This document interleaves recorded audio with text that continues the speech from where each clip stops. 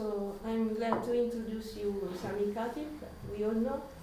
Sami is a founding member of the Beirut Institute for Critical Analysis and Research, and among his publications we recall, for example, Teleology on the Enzek and many articles about Benjamin, but also capitalism and Karl Marx.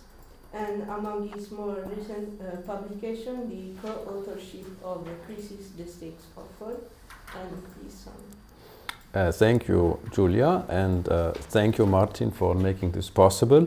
Very happy to be back in Ljubljana, and yeah, thanks for Goethe Institute for hosting us here. You know, these are difficult times to speak at a German institution, to put it mildly, but all the more we are thankful to be welcomed here. The paper that I originally envisioned, I couldn't write as always. The abstract is more of wishful thinking. I just read, I wanted to even tackle Edward Said, Benjamin, you know, he goes better with Adorno actually.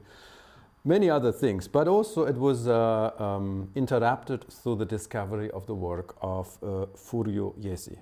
When we had the BICAR summer school this year, which in Beirut could not take place for the obvious reasons, the threat of an Israeli attack, which now actually happens, we had an online summer school, and Alberto Toscano gave a longer speech, and he quoted at length from Jesi's book. So this prompted me to change a lot. But anyways, these are fragments that I put together, and let's talk about it afterwards. So if you stop me after 40 minutes, there's no real ending to it. You can just say finito. Okay, I will start with a long quote. My friend, never shall I forget Nadia's leg, amputated from the top of the thigh. No, nor shall I forget the grief which had molded her face and merged into its traits forever. I went out to the hospital in Gaza that day, my hand clutched in silent derision on 2 pounds that I had brought with me to give Nadia. The blazing sun filled the street with the color of blood. And Gaza was brand new, Mustafa. You and I never saw it like this. The stone, piled up at the beginning of the Sharia quarter, where I lived, had a meaning, and they seemed to have been put there for no other reason but to explain it. This Gaza in which we had lived and with whose good people we had spent 7 years of defeat was something new. It seemed to me just a beginning. I don't know why I thought it was just a beginning. I imagined that the main street that I walked alone on the way back home was only the beginning of a long, long road leading to Safed. Everything in this Gaza throbbed with sadness, which was not confined to weeping. It was a challenge. More than that, it was something like reclamation of the amputated leg. I went out into the streets of Gaza, streets filled with blinding sunlight. They told me that Nadia had lost her leg when she threw herself on top of her little brothers and sisters to protect them from the bombs and flames that had fastened their claws into the house. Nadia could have saved herself. She could have run away, rescued her leg, but she didn't. Why? No, my friend, I won't come to Sacramento, and I have no regrets. No, and nor will I finish what we began together in childhood. This obscure feeling that you had as you left Gaza, this small feeling must grow into a giant deep within you. It must expand and must seek it in order to find yourself here among the ugly debris of defeat. I won't come to you, but you return to us. Come back to learn from Nadia's leg, amputated from the top of the thigh, what life is and what existence is worth. Come back, my friend, we are all waiting for you.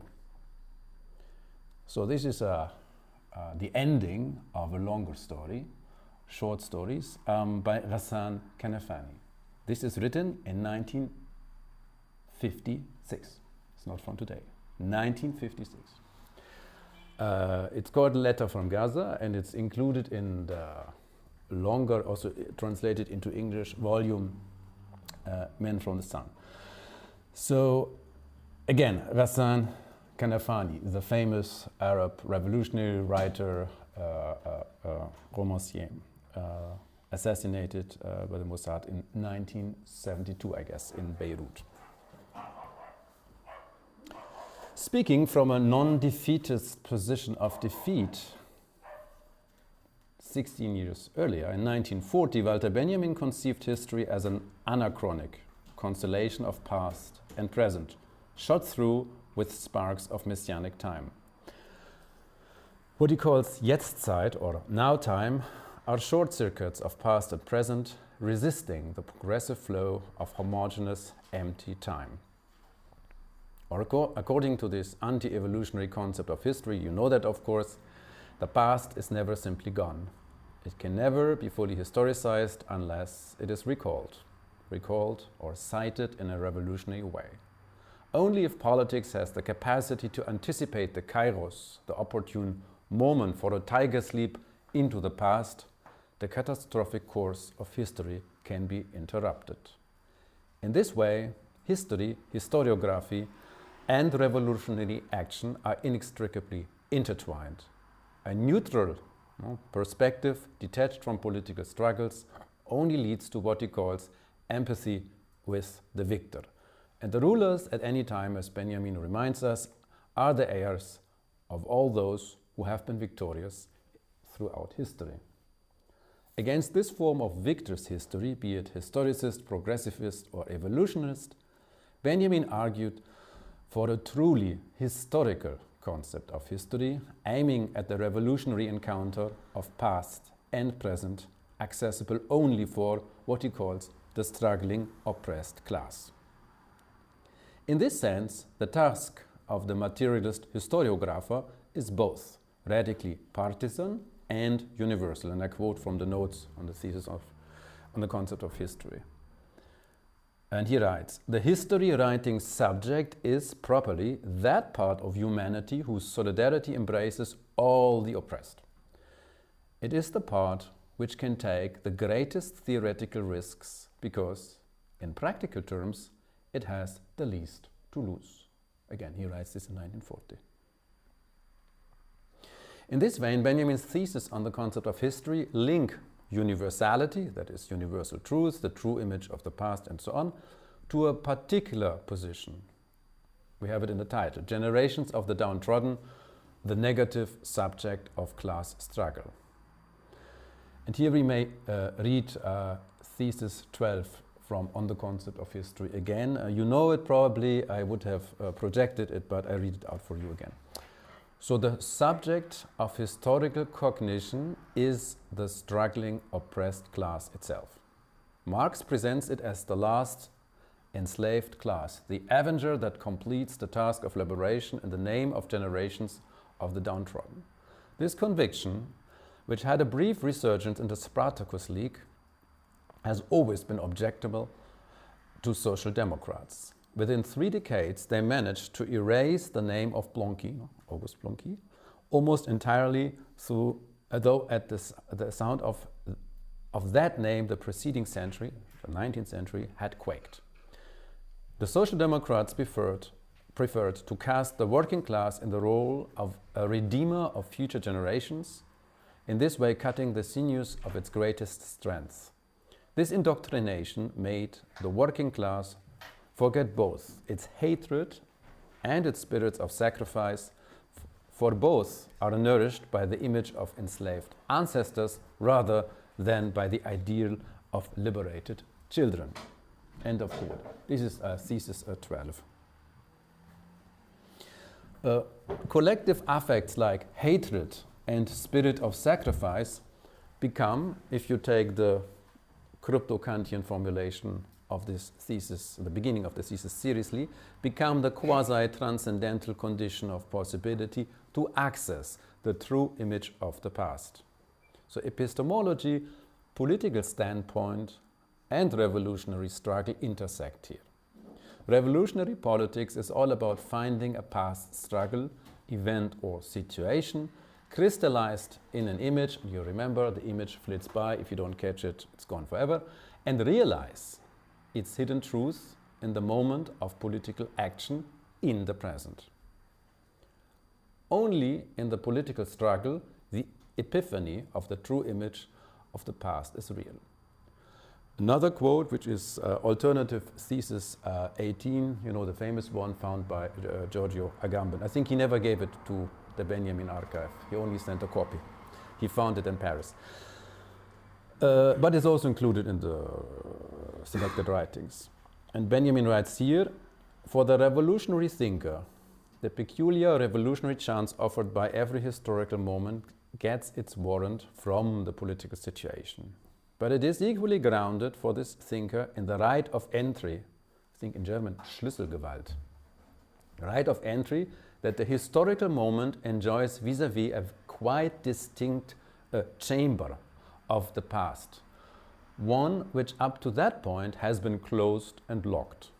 The entrance into this chamber coincides in a strict sense with political action, and it is by means of such entry that political action, however destructive, reveals itself as messianic. In other papers, I wrote a long commentary on that. I will spare you with this, but I will change the subject here for a moment. Employing the language of symbol, symbolism, and mythology, the Italian historian and philosopher Furio Jesi came to a similar conclusion regarding universal truth and political struggle. And now I quote from his book on Spartacus uprising. The instant of revolt determines one's sudden self-realization and self-objectification as part of a collectivity.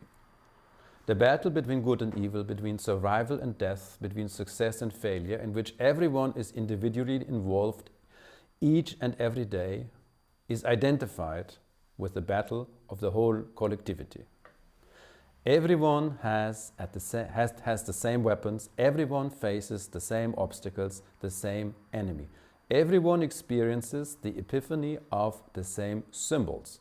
Everyone's individual space, dominated by one's personal symbols, by the shelter from historical time that everyone enjoys in their individual symbology and mythology, expands, becomes the symbolic space common to an entire collective, the shelter from historical time in which the collective finds safety. End of quote.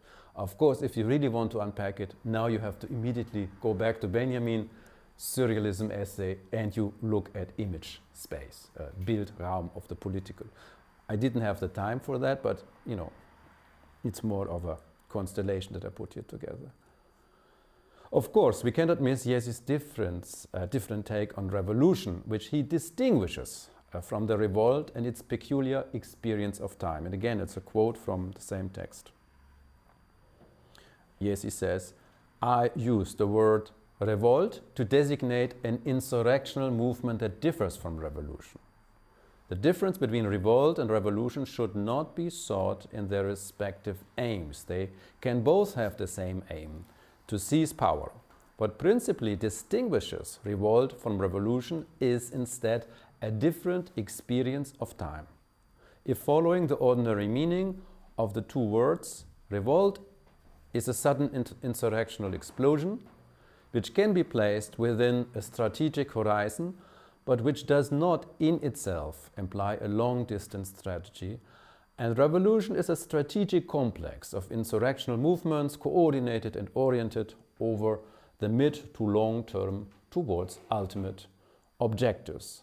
Then we could say that revolt suspends historical time. It suddenly institutes a time in which everything that is done has a value in itself, independently of its consequences and of its relations with the transitory or perennial complex that constitutes history. A revolution would instead be wholly and deliberately immersed in historical time. End of quote. See, the revolution within historical time, even though it might be counter-historical, revolt, suspension of historical time.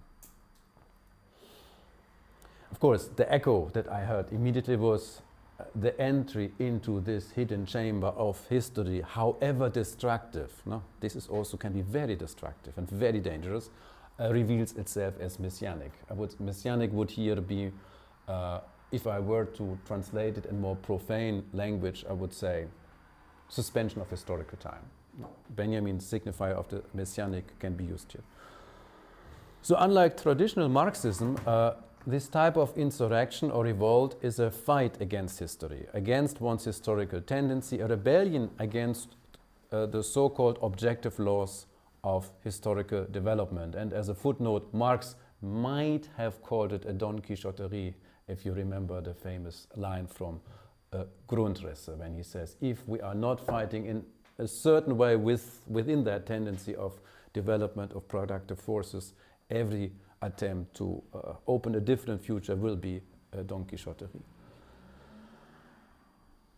So the act of suspending historical time, however, has historical effects, as we know. Names that come to mind and that are also shared in the writings of Jesi and Benjamin are, of course, Spartacus, Thomas Münzer, you remember also Ernst Bloch's book, Auguste Blanqui, Karl Liebknecht, Rosa Luxemburg, and of course the Spartacus League and the uprising, but also more recent figures like the Palestinian writer, activist and martyr Basil al-Arraj. Al-Arraj, you have heard of him probably. Like all the others, they revolted against their times and they lost their struggles. In the case of Al-Arraj, he was killed by Israeli troops in 2017. I'm quoting here from a posthumously translated text that was translated last year. It's called Exiting Law and Entering Revolution. You find it online. And he writes, the beginning of every revolution is an exit from the social order that power has enshrined in the name of law, stability, public interest, and the greater good. Every social and economic authority necessarily intersects with and is an extension of political authority. This is how these heroic figures can be understood and appreciated by the general public, who are overpowered as though by instinct. From there, we understand the hostility of social, economic, and political authority towards these figures, and its use of the law as a tool to tarnish their image and criminalize them. We therefore also understand the smooth transition from the outlaw into the revolutionary, the one who resists. End of quote. In the preface to the English translation, as I mentioned, from 2024, the New York-based collective, The Bad Side, comments on this text. It's a longer preface. Exiting Law and Entering Revolution, so the text from which I quoted, inquires into the link between the figure of the outlaw or bandit and the subjectivity of the revolutionary. Among the allusions to the Palestinian revolutionary Sheikh Izzeddin al-Qassam, the Syrian writer Hanna Minna, and the Algerian rebel Ali La Pointe, whose death reproduced at the end of Gillo Pontecorvo's The Battle of Algiers, bears actually a striking resemblance to Al-Arraj's own. There are also references to Malcolm X and Eric Hobsbawm, militant intellectuals of the global north, which is to say that as the Gaza catastrophe sends shockwaves shooting across the world, compelling us to renew our essential commitment to liberation, we are not simply looking at Palestine. Palestine looks back at us. And of course, it is that reversal of perspective that reminded me of Benjamin. It's not that we historicize past defeated struggles, but that these struggles speak to us and historicize or perspectivize us. So this inversion. Of course, now you could say one could continue the line of rebels, martyrs, bandits and their deeds, especially think about Thomas Münzer, but also maybe even go that far and think of Heinrich von Kleist, Michael Kohlhaas. What they all share is a certain mode of defeat that magnified their actions and image over centuries, even as some of them were forgotten for long periods. Their defeats bear witness to the incompleteness of history, whose victorious course could have been different. However, their defeated courses are not stuck in the irrealis of the could have been.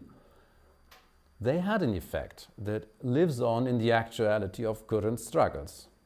Conversely, current struggles intervene in the image and meaning of those past defeated struggles.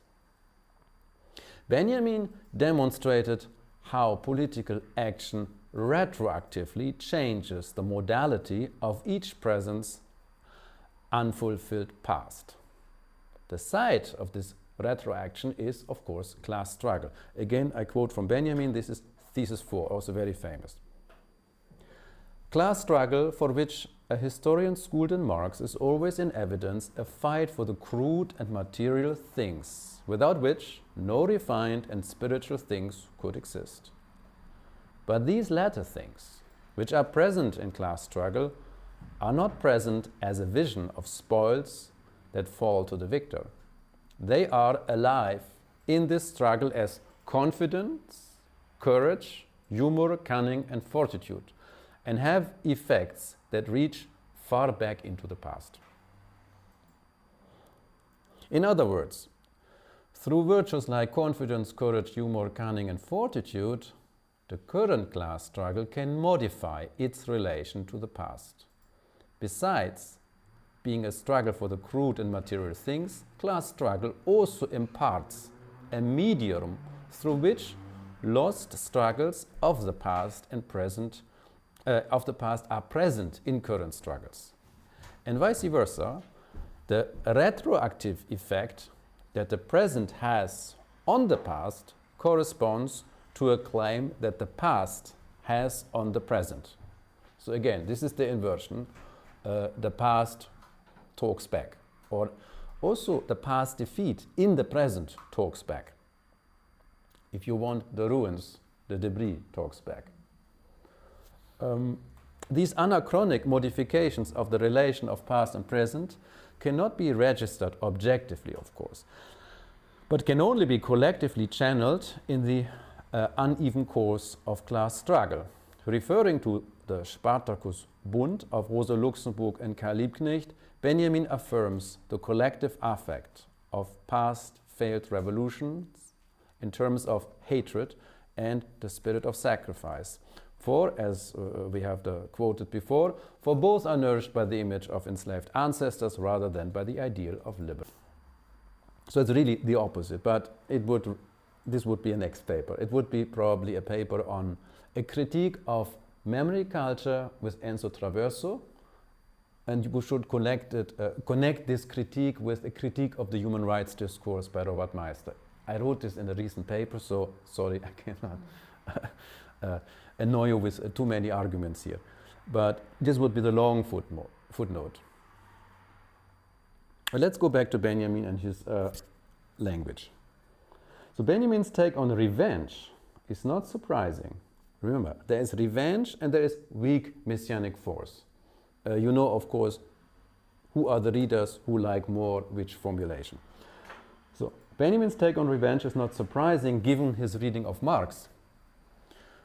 In a speech from 1856, Marx understood that non-reciprocal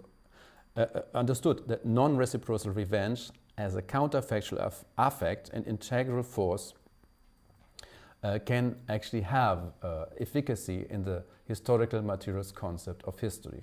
I know the text is a bit apocryphal, as you know. The text, this is the speech at the People's newspaper in London in 1856, was later written, and we don't know actually what he had said in this speech. But according to the notes that we have through Engels, it reads, Marx said, "I know the heroic struggles of the English working class have gone through since the middle of the last century. Struggles less glorious because they are shrouded in obscurity. and worked by the middle class historian. To revenge the misdeeds of the ruling class, there existed in the Middle Ages in Germany a secret tribunal called the Femgericht. If a red cross was seen on a house, people knew that its owner was doomed by the Fem. All the houses of Europe are now marked with the mysterious red cross. There's a lot to say about that, and of course, in a different setting, you can also have a pogrom out of this. I mean, it's a dangerous path to go. But, of course, Marx's prediction here is, this is a prophecy for what the bourgeoisie has to expect. So such a secret tribunal has no formal or formalizable legal code. It does not comply with the rules of official world history. To quote again from Basil al-Arash, such tribunals exit the law and enter revolution. Such a revolution, however, in Furio Jesi's formulation, has the temporal structure of a revolt. It does not rely on strategic plans for the future, iron laws of history, but on hidden, irregular forces, elf or kobold-like figures such as Robin Goodfellow, actually mentioned here in the text by Marx, or, you know, the other one, the old mole, who digs underground time tunnels where the surface of the ruling class denies revolutionary justice. In other words, the act of revolution as revolt and the affective time of revenge can bridge hundreds of years, short-circuiting disparate and seemingly unrelated events. Nothing could be further away from vulgar Marxist and social democratic beliefs in revolution as the quasi-automatic mechanism of progressive world history. The temporal form of extra-legal historical justice cannot be mapped from the perspective of the law, the modern state and its violence, and of course not from its temporality of what Benjamin called homogeneous empty time. With Jesi, we can conclude that the particular temporal form of the revolt also remains invisible from the perspective of revolution, as envisioned by party socialism. And again, I quote from his text on the Spartacus uprising. Unlike revolution, which stems from the internal contradictions of society, overthrown in a precise dialectical relation that corresponds to the today, or at most to the tomorrow, revolt conserves from the past inheritances so heavy as to exclude a genuine dialectic. It's a very weird sentence. So heavy, saturated with past, I was tempted to say dialectic at a standstill, but you know, this is Benjamin's phrase. And it goes on, the quote. In some cases, revolt can be judged politically only on par with reaction. It is a lost battle and often a serious break in revolutionary strategy. And yet, precisely because it excludes the dialectic of the contradictions internal to capitalism, but allows for the violent epiphany of the reactionary components in the hands of the rebels, it conjures up the day after tomorrow. It conjures up its epiphany. What relations does that epiphany entertain with historical reality? To what extent does the epiphany of the day after tomorrow caused by revolt contribute to the overthrowing of capitalism? Interesting question mark here. Of course, I would ask also. Okay, end of quote. So paradoxically, the day after tomorrow, you know, this revolt, bit of our suspension of historical time, is not about tomorrow, but, as he writes in a different passage, prepares the tomorrow. It would be interesting to know what this preparation is. Maybe counterfactual. In this sense, the day after tomorrow is loaded with the past and its inheritance, an inheritance that can only be passed on or transmitted by what Benjamin calls the tradition of the oppressed. In line with the retroactive force of affective time, what is inherited is not an accomplished and sealed testament, but something that is changed in the very act of accepting it as testament. As Rebecca Comey comments on Benjamin, what we are registering here relates to the retroactive force of testation.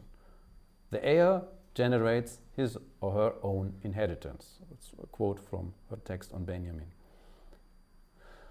Reading Jesi with Benjamin and Comey, we might conclude that the revolt, while being defeated and preparing the time of the day after tomorrow, also evokes an epiphany in which attestation from the past is generated in real time, so to speak. In the action itself, the testation arrives. So you have the both directions, no? It's not that you write testament on behalf of a defeated past.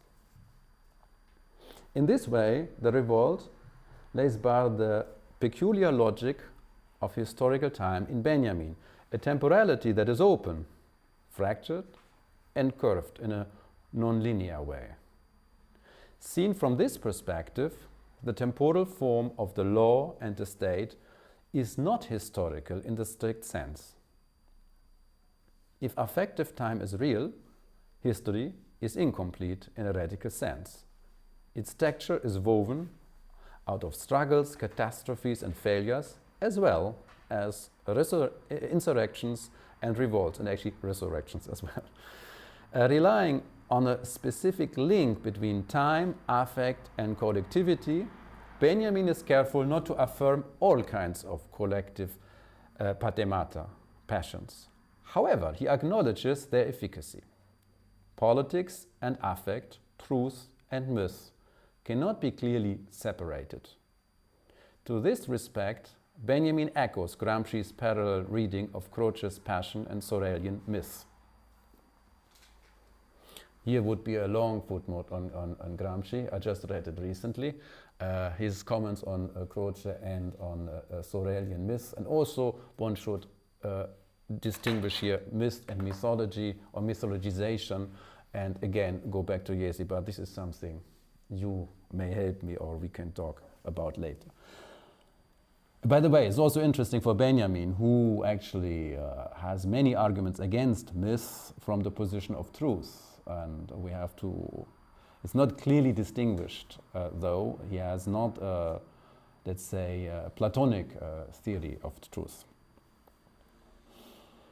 But let's leave it here for the moment. So the affective medium of past struggle imparts a message, irreducible to the specific characteristics of the historicizable events and speech acts of its leaders.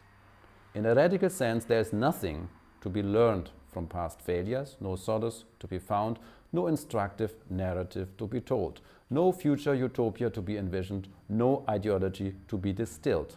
Within the discontinuum of what Benjamin calls the tradition of the oppressed, the failed slave rebellion of ancient Spartacus and the failed Spartacist uprising of 1919 have only one thing in common: their attempt to interrupt the course of oppressive history, or suspend historical time, if I use Jesi's term.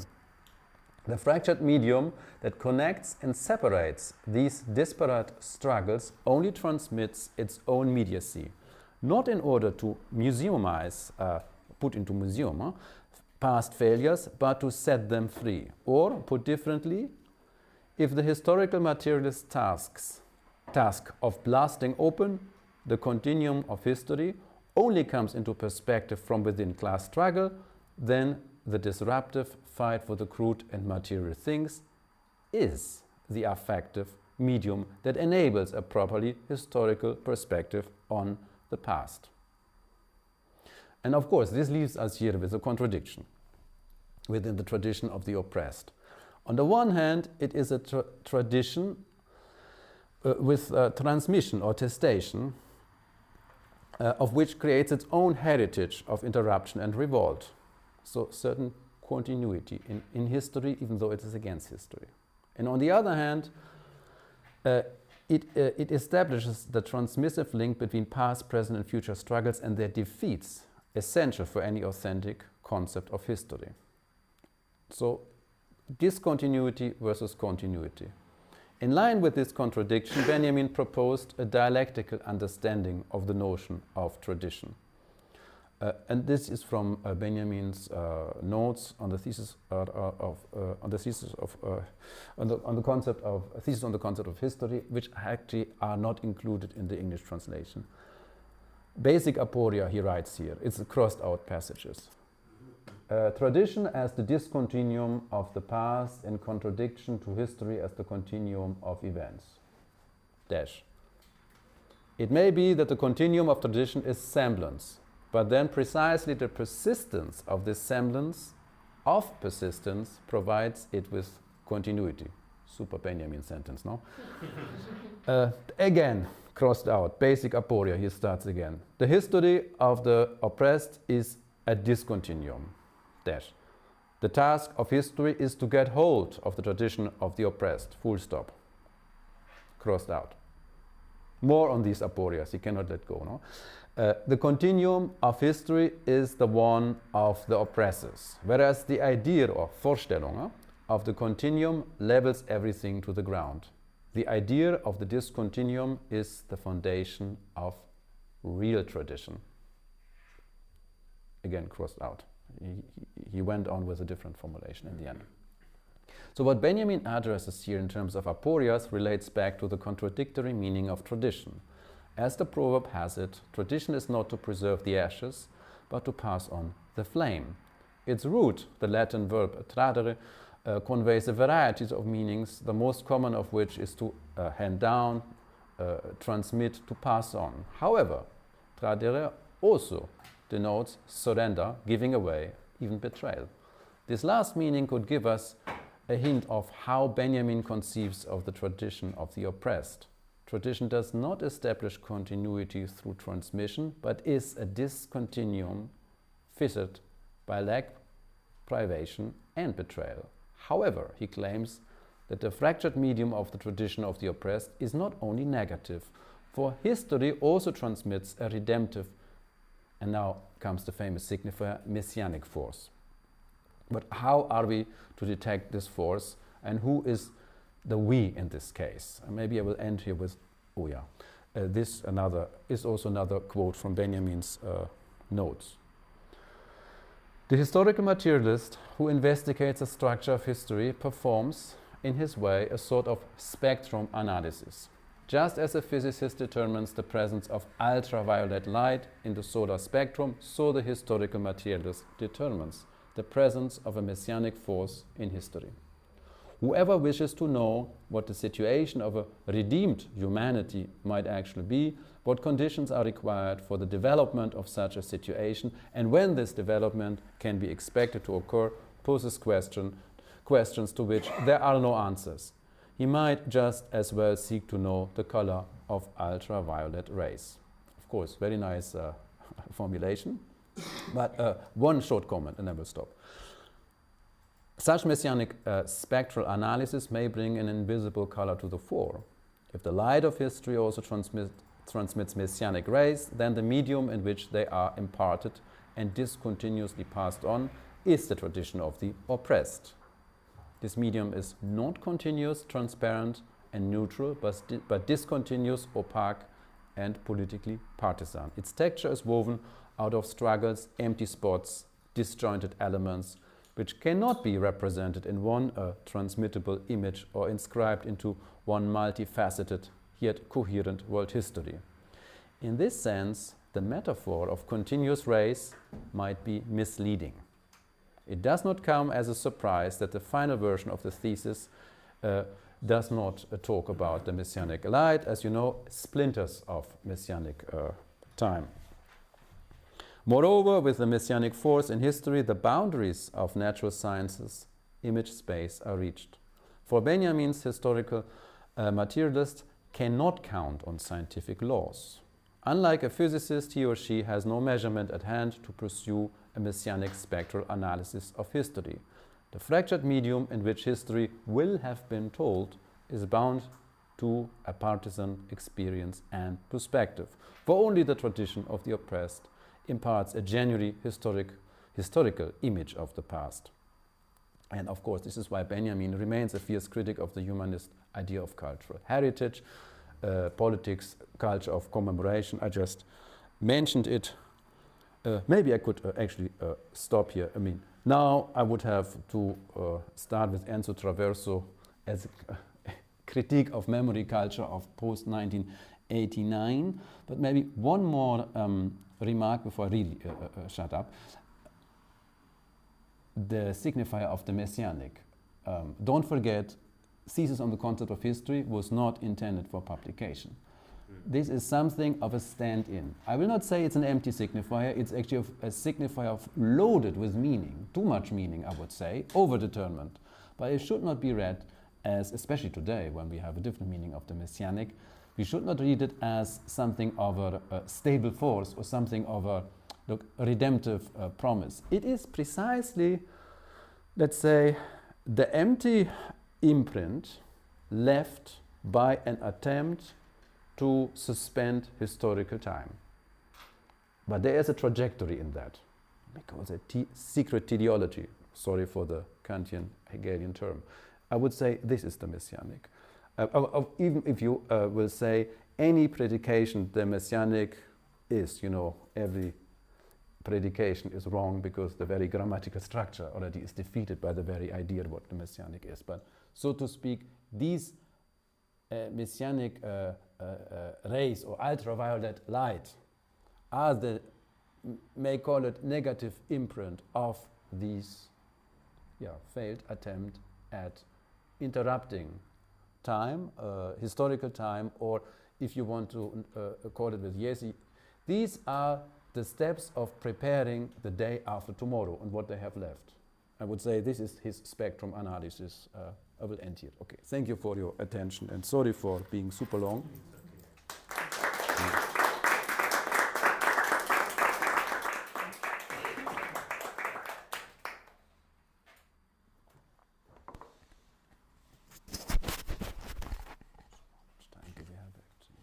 Oh, it's okay. Yeah, we have just one mic, so we have to pass it around. Are there any is it all? Okay. Are there any questions, comments?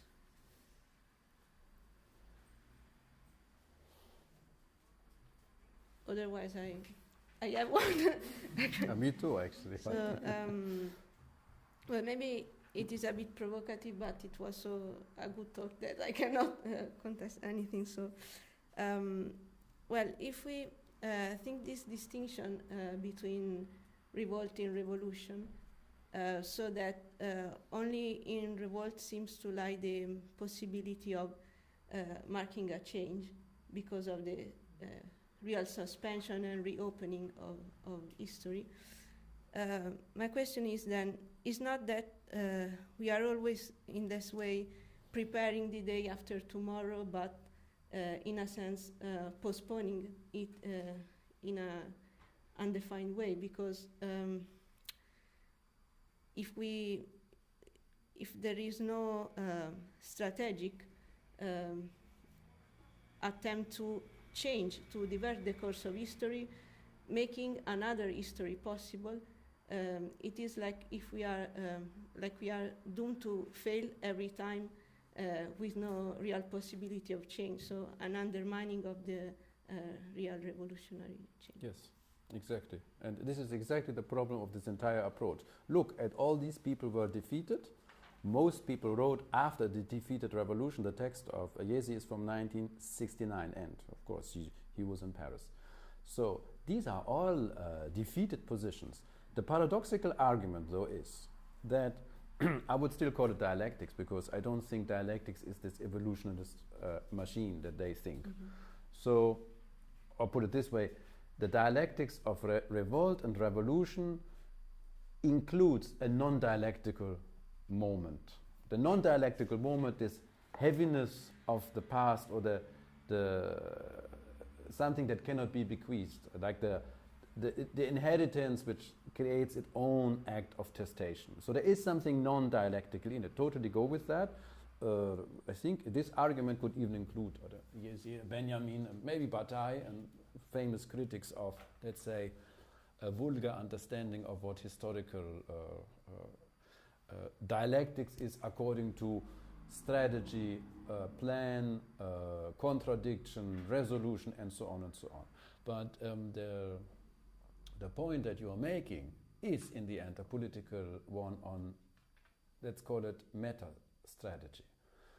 At the one hand, you need to rely on long-term proposals, envision a future, and so on.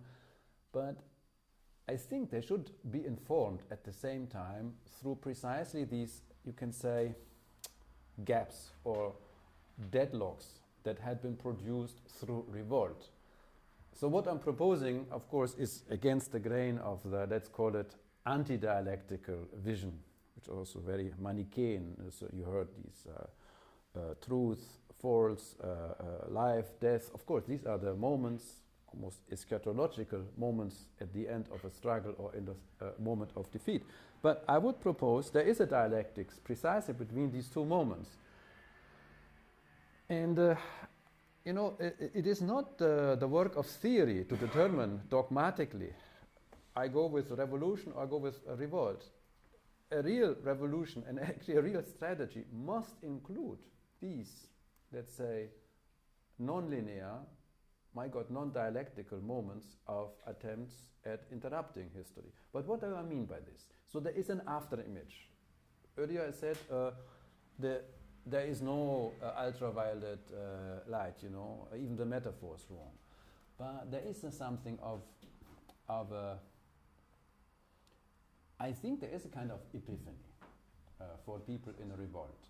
But the epiphany transmits something which, don't get me wrong, I would call it a corrective or a remodulation of what otherwise would be political revolutionary strategy. So a strategy within history that aims at something outside of the history so far. A bit of a classic Marxian approach. No, you go with historical currents in order to finish prehistory, in order to enter history proper. So something, it would still be, I think the ambiguity you find also in Marx, especially in the earlier ones, also when he is defeated with his bets on, especially think about the Brumaire, 18th Brumaire text. So I have no real answer for this, but I would say there is a dialectics between these two, let's call it, conceptions of history or of historical time. And it's not, let's throw the dice. When we are defeated, let's go with revolt. When we are still having political coherence and strategy, let's go with revolution. It's both. But I think the configuration is always a different one. And the thing is, what do we actually do with generation of the downtrodden? What do we do with the image of, what he says, enslaved ancestors? What kind of, is this just for going on, holding up, or what is it? I mean, of course, I think of the Palestinian struggle. Here you can say standing on the ground as partisan is the only way to win. So not being defeated. But what images are created? What is transmitted or what intersects there? Basil al-Arash's text is so remarkable because basically what he talks about is all the revolutionaries that talk to him in this moment of defeat. You can of course say his defeat was not a glorious one. Of course not. He rebelled against the PA, you know, the Palestinian Authority. He was already put on the side, and in the end he was finished off by, I think, an Israeli commando, like stormed their apartment and shot him. So what was left? But he said, I have found my answers through the study of these revolutionaries, revolts, that were failed revolts. And there is something, I think, beyond inspiration, I would say. Beyond that, you know, just look, there are other people who have failed.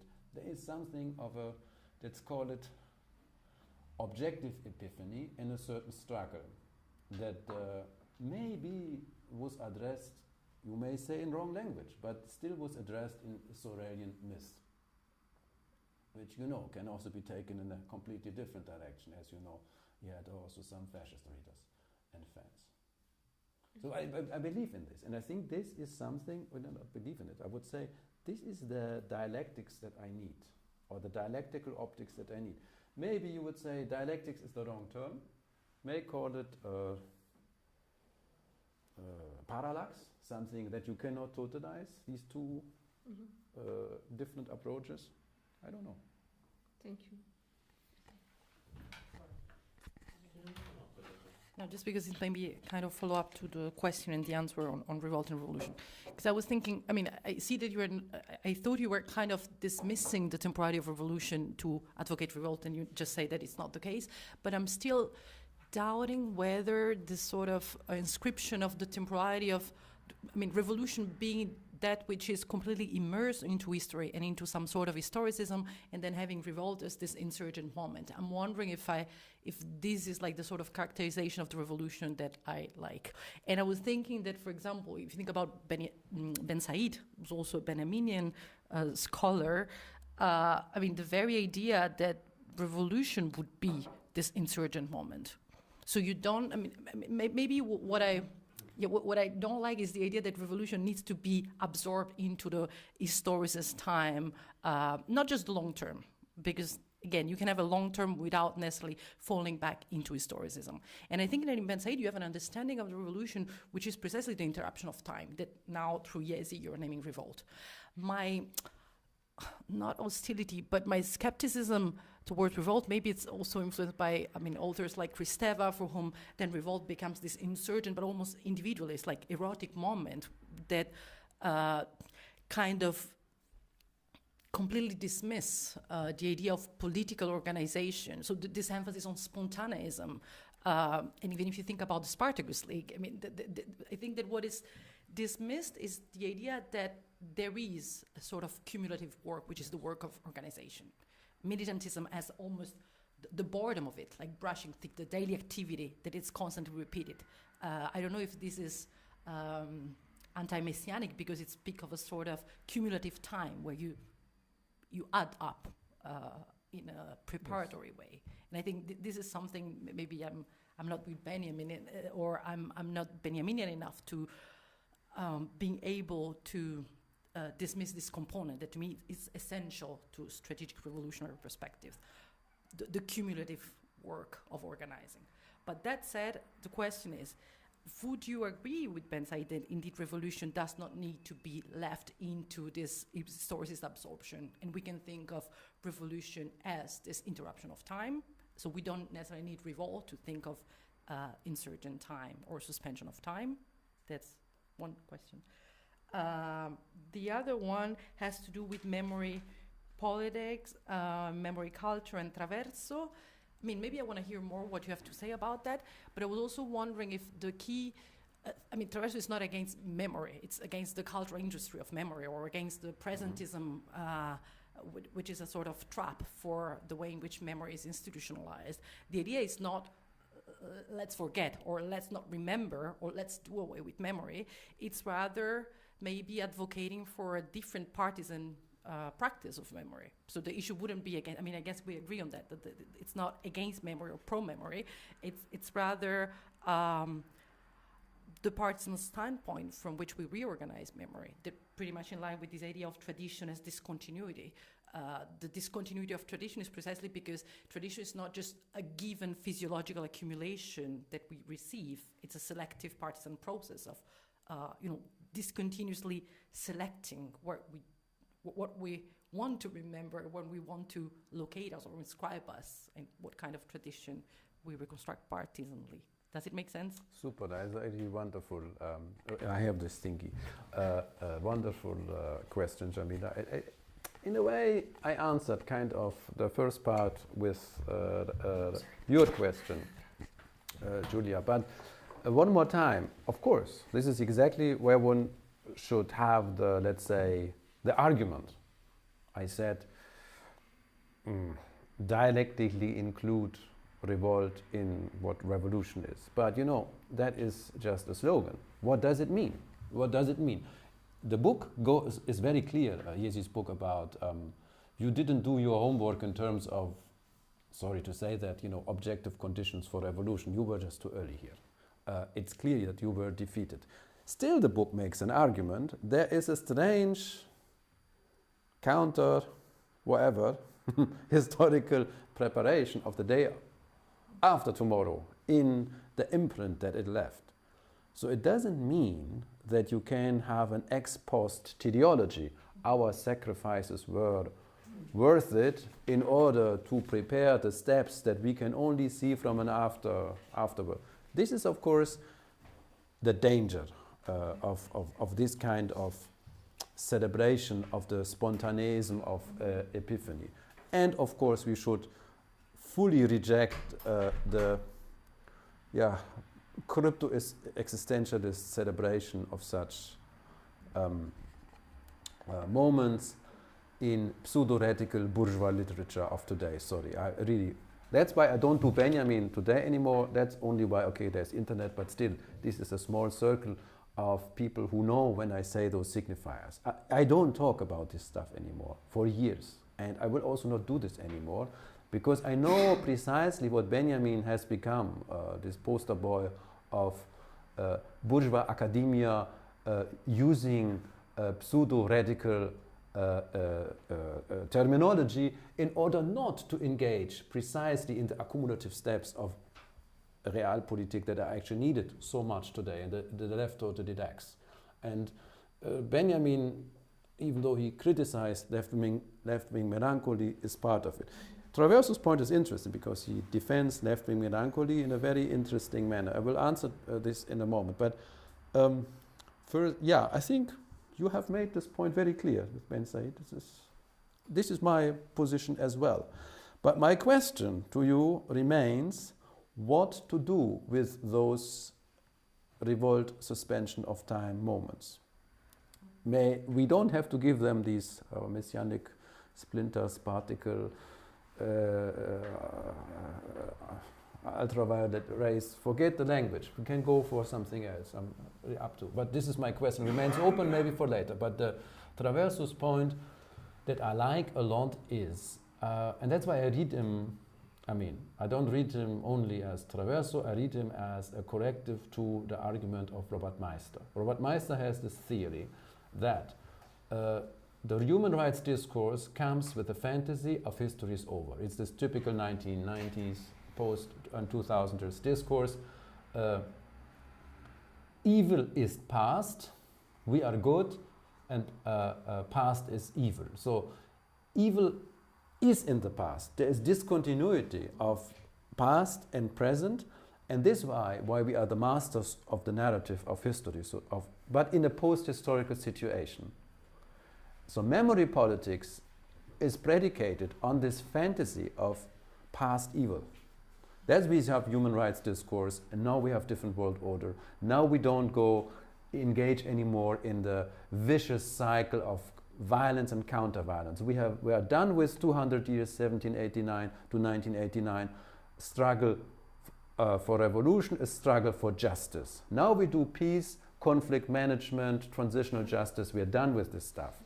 Then, in this post-historical fantasy, memory politics and culture history of memory becomes a thing. So what Traverso actually wants us to go back to, or what he wants to mobilize, is that pain. He says melancholy, okay, we can talk about it. I have other more Freudian, Lacanian readings, but regardless, he wants us to rechannel the pain and the suffering of real defeat, to go back to the moment of history. And history fissured by lack or by revolt, let's call it this way. In order, then we can have to give memory a place within history, within a historical, now seemingly contradicting, but I said history dialectically includes here the temporality of the suspension of historical time of revolt. So, to this degree, I really like his book, also his last one on Gaza before Faces History, Gaza Faces History. Yeah, this is a very strong argument, but again, I need Robert Meister's analysis of the hegemony of human rights discourse to understand the place of memory in our times. And if you read the three together, actually, then you can come up with a dialectical concept of history. By the way, also Meister refers to Benjamin. Mainly he refers to him to say, what do we do with defeat? What do we do in between two events with defeat and with the people who, if you allow me the Hegelian, you know, it's wrong, of course, but imagine what is to be done with the people who come to Weltgeschichte is Weltgericht, who come to judgment, to court with their defeated histories. And the Hegelian answer would be, yeah, you are a part of, as failure, you are part of it, don't worry, you are part, no, nobody is lost here. But they would still say no, and say, that place is not, this actuality of my defeat is not what I wanted. So they would actually come with a heavy inheritance that doesn't want to be dialectically, I know, vulgar Hegelianism, be swallowed and sublated in that I have been given my actuality and I should shut up. So there is this fantasy of this imaginary world judgment court. Who are the people who say no? No? These, so something is channeled in the affect of melancholy. I think that's why Traverso also goes back, and that's why Meister refers to it. And I refer to it more in the spirit of, you know, sacrifice, hatred, and I had all these guys, you know. Should also be, of course, one woman at least. But you know what I mean. So, but there is something about it. I don't want to dismiss it, because otherwise I also have the Hegelian, more Hegelian argument on that. What do you want? You have your actuality in world history, precisely as defeat. Yeah, but what do you do then if there is a secret teleology that goes from it's a history of violence and distraction? Yeah, and you have Adorno's question now. I think we might only time for one. Sorry, yeah, my answers were too long. We take the other comments Yes. for the roundtable. Okay. Okay. Sami is very quick. Very short, Sami, thank you. I'm totally agree with you about the issue of temporality, but speak on the class struggle in terms of class, because in Iesi it's clear, you said the text, it was not published in the 69, so it is clear a diffidence or a criticism of Iesi about the possible relationship between the social movements, revolt, and the party, the revolution, the organization. No? This gap, you say, it's there is not possible to reduce. In Benjamin, the question is a little bit more complicated, because we have to think that in the text, in the issue on surrealism, he's put together revolt and revolution. But which is the revolt in this text? The surrealist revolt. So the avant-garde of bourgeoisie class. And the revolution is the proletarian organization, so the party. So sometimes I think that in Benjamin, the part of the revolt is a kind of self-destruction of bourgeoisie culture. It's you have think about also the journal, no, Crise und Kritik, the bourgeoisie avant-garde intelligentsia has to destroy its same culture, its same civilization. Destructive character. Yeah, destructive character is a trait of bourgeoisie culture, the destructive character.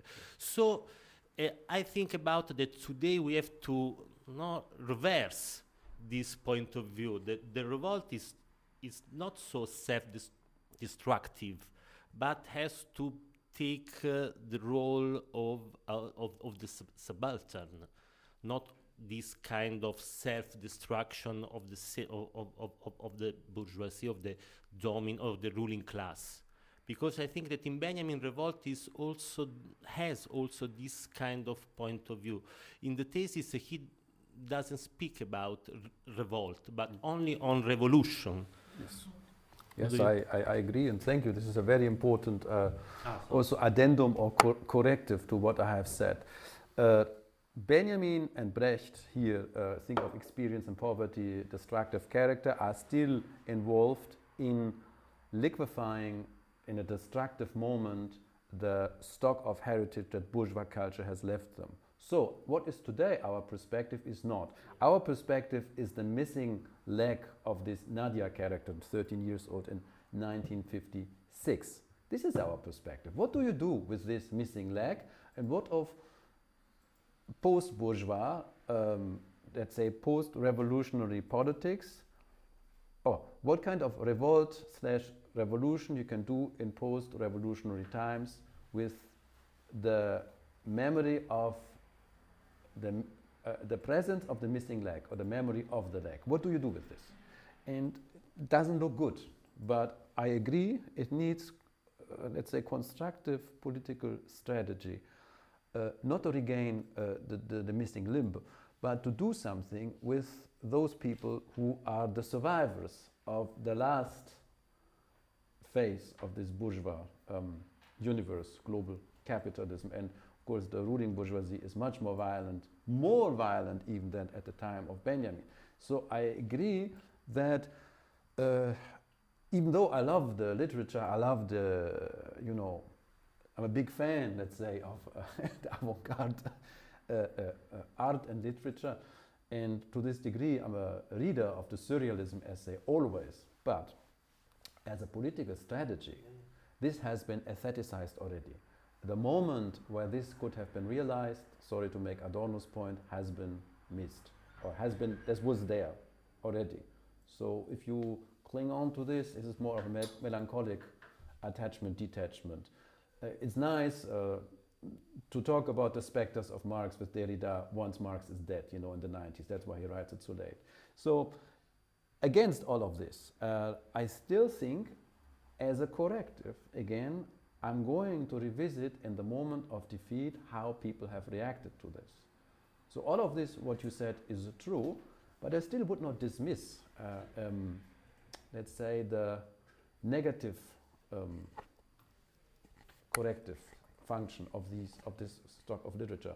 But it makes meaning, has only meaning if I understand what is my position in history today. And here I agree with you completely. One quick question. Okay. Just very, very quick. I mean, and we'll continue this in the roundtable, but the point you make about Ali Lapointe is very pertinent here, because Ali Lapointe, of course, he dies at the end of the film, and the whole perspective is seen from his point of view, but he is a subaltern, right? He doesn't form part of the cadres of the FLN. He is, he's a common thief, he's a gambler, and then he gets, the film elevates him to the role of hero, but the whole thing, it's memorial, but not in the sense of memory politics. So for me, I think you made a really good point, Jamila, when you were saying that, there's this risk of individualism and spontaneism, but I was very convinced by what you were saying, because there has to be a role for subalterns entering history to some extent that are not part of I guess you could call it an avant-garde, in the sense that, just like Gramsci is trying to recuperate fragments of a subaltern history where they have not yet arrived at political consciousness, right? But you do want to give validity, this is how I was reading it, that you want to give validity to their struggles. Mm-hmm. You want to somehow recognize that they have a historical significance. I mean, I'm putting it in very sort of basic language, but the point of Ali Lapointe was very clear to me. You can also you can sort of valorize subjectivity in specifically like anti-colonial struggle, right? So it's not just, it somehow restores agency to those who have fought for the freedom of Algeria, for example, and who may not have had the language to speak of it. I don't know, I mean, obviously we're entering very difficult territory here about, can the subaltern speak? And obviously Pontecorvo's films has its own problems, but I felt that was an example of revolt. In fact, so you have the backdrop, right, of the Algerian Revolution, and you have the historical narrative of the FLN and the general strike and the various acts, but Ali Lapointe has that epiphanic and a messianic aspect in the film, I think. Anyway, sorry, I know we're running late, so... No, super good point, which actually wraps up my entire argument.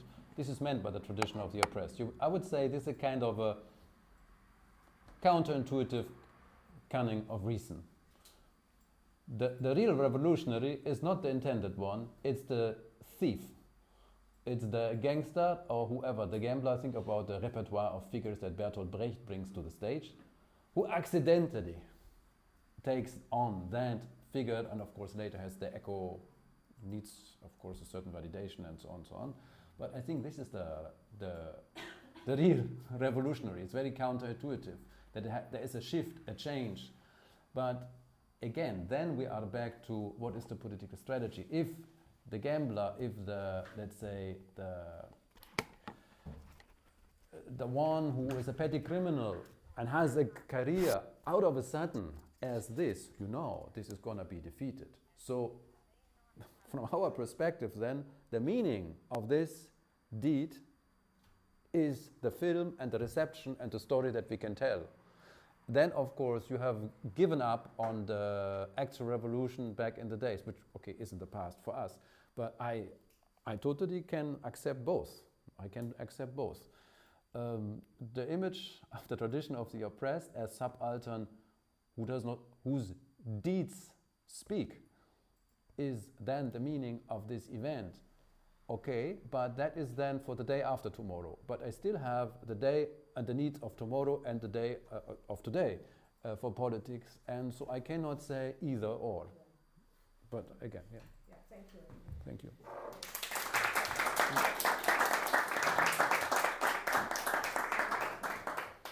Yeah, We we'll make a start. little pause. Yeah, well, we start strictly at 12, so Okay. it's a 10 minutes break. All right. It starts.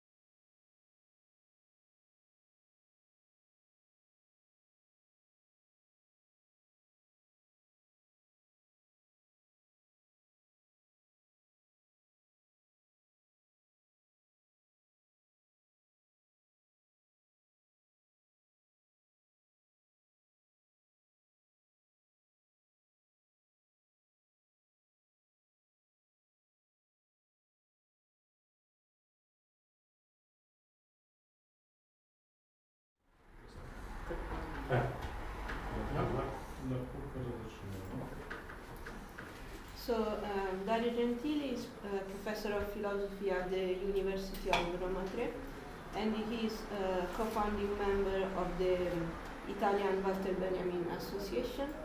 And among his works, we can recall, for example, Tempo della Storia, the time of history, about quite a commentary on the thesis on the concept of history.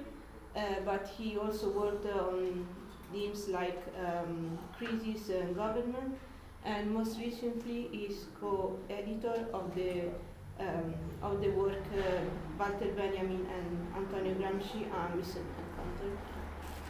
Thank you, Giulia, and for the presentation, and of course for the invitation, and Martin also for the organization of this workshop. So I don't want. I want to be in time. So poverty and misery, boheme as a subaltern group. A quick search in the dictionaries is enough to note that most languages have two terms, as in English, misery and poverty. In Italian, miseria, povertà. It's the same for French, and in German, Elend and Armut. That over the time have to come up to overlap and blur, thus losing a difference in meaning and significance that was substantial. To recover this difference, I go back to ancient Rome, where three were even the terms in Latin that articulated a condition that we today generically define as poverty. The miser was someone in a state of extreme poverty. The inops, the second term, was one who was without means, both in the material sense and in the broader sense of capacity. And pauper, the third term, was someone who, although forced to live a very sober lifestyle, nevertheless retained a certain decorum and dignity. At first glance, it might seem that these terms represent different degrees within a single quantitative and material scale, from the poorest to the least poor, from the least endowed to the most endowed with the means to survive.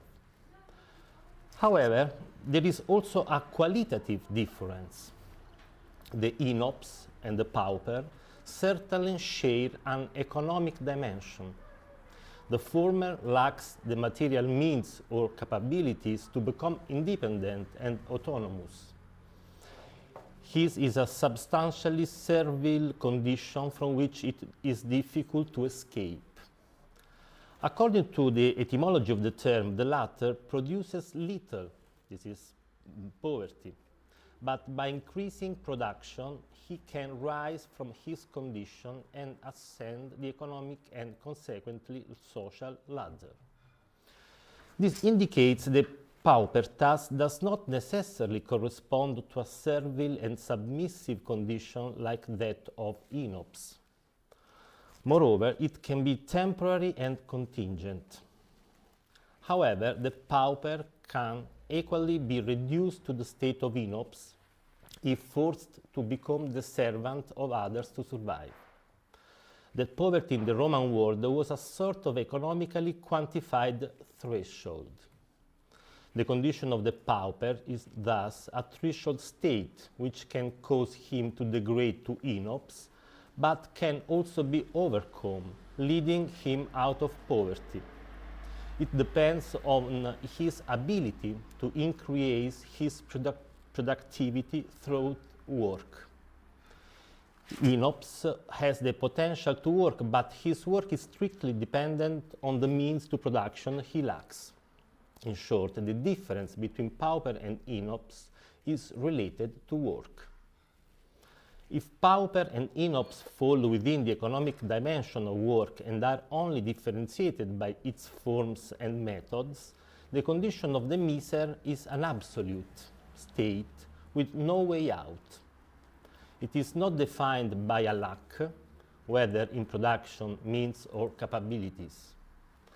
Unlike the pauper and the inops, the miser finds in work neither compensation for a deficiency nor a criterion of meaning and measurement, that threshold that can be crossed. In the Christian Middle Age, the misery is the closest to God, a proximity that, until early modernity, it shared with the absolute sovereign. Although from two opposite poles, the sovereign and the miserable share both absoluteness and uncompensability, a disproportion that exceeds work and the form of economy based on it. Walter Benjamin probably first became aware of this misery as distinct from poverty and in its own way sovereign.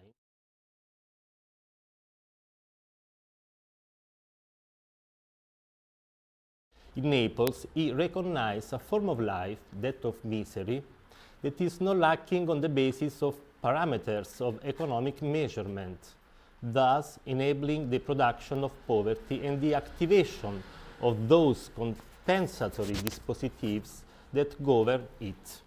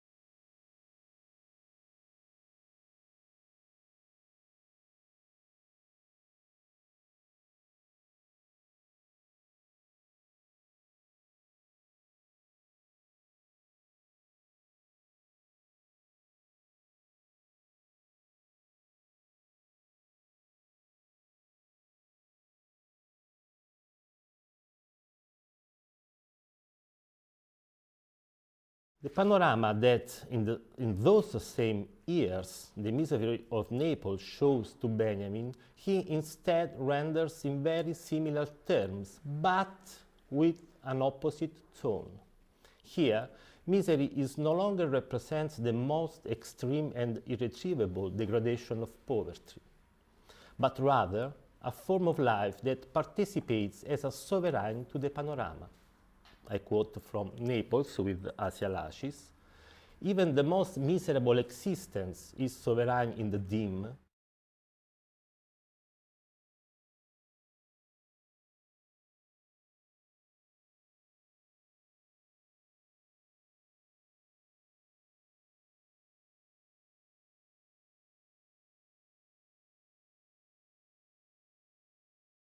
Naples represents the experience for a metropolis where it is misery with its porosity that shapes urban space, blowing up the bourgeois boundary between public and private, thus configuring a threshold space where alternative forms of life can flourish, not in a subordinate position, but in autonomy and potentially aspire to become hegemonic in metropolitan life.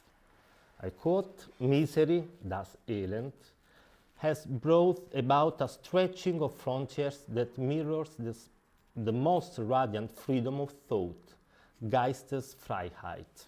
End of quote. My hypothesis is that Benjamin in Naples began to elaborate a difference between poverty, Armut, and misery, Elend. Even in German, in fact, we find a difference between poverty and misery that goes back to their respective etymology.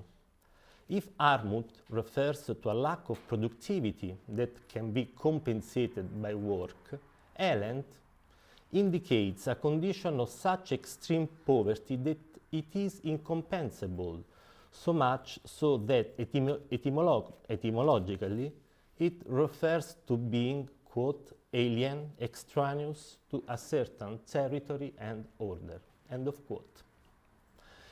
It is that poverty of experience in which lack cannot be compensated for by a new experience, but has he argues in Erfahrung und Armut of 1933, entails, quote, to free from experience. Therefore, the new poor long for a world in which they can make such pure and decided use of their poverty, their outer poverty, and ultimately also their inner poverty, that it will lead to something respectable, end of quote. In short, the current misery is that extreme that refers to the opposite extreme of liberation, of a society in which misery is reversed into sovereignty. Gramsci also reflects in Notebook 22, Americanism and Fordism, on the so-called mystery of Naples. Quote, Goethe was right to demolish the legend.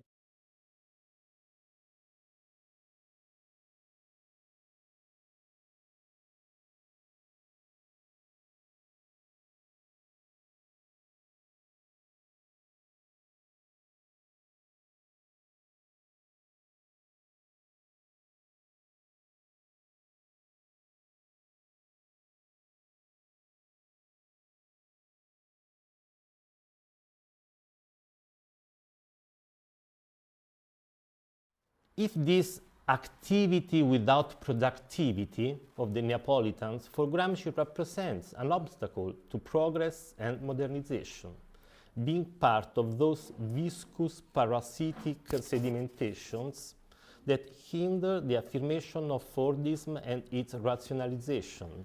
For Benjamin, on the contrary, in this same activity without productivity in the Fordist sense, consists the cipher with which he sifts through the metropolitan life of 19th century Paris.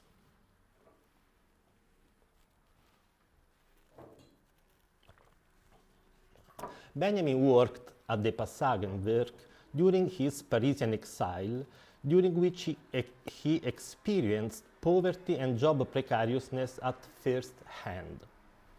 This condition becomes clear to him at the time of another stay in southern Europe, on his second visit to Ibiza in the spring and summer of 1933, where he was dubbed as miserable by the local inhabitants.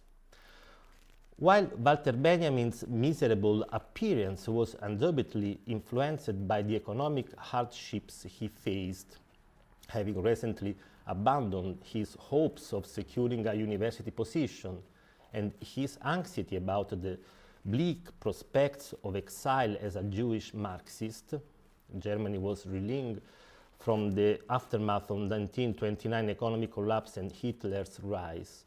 The nickname also bestowed upon him an element of eccentricity, probably due to the fact that, unlike the equally poor islanders, he apparently did not work, but wandered, meditated, took notes, and wrote. As his correspondence from this period testifies, Benjamin was actively experimenting with and living out a new way of life, which he had discovered during his stays in Mediterranean Europe.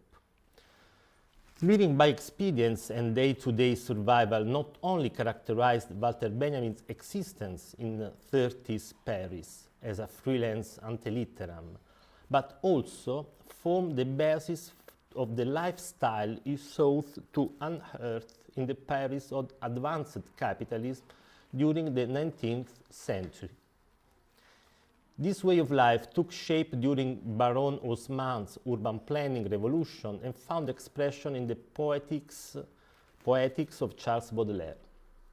Besides being a biographical and existential fact of that period, misery represents a structural element of his Passagenwerk. It is a pole of its dialectic.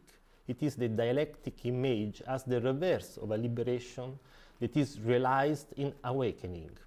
Quote, thesis and antithesis must be grasped together in the image that is transfigured in the dream.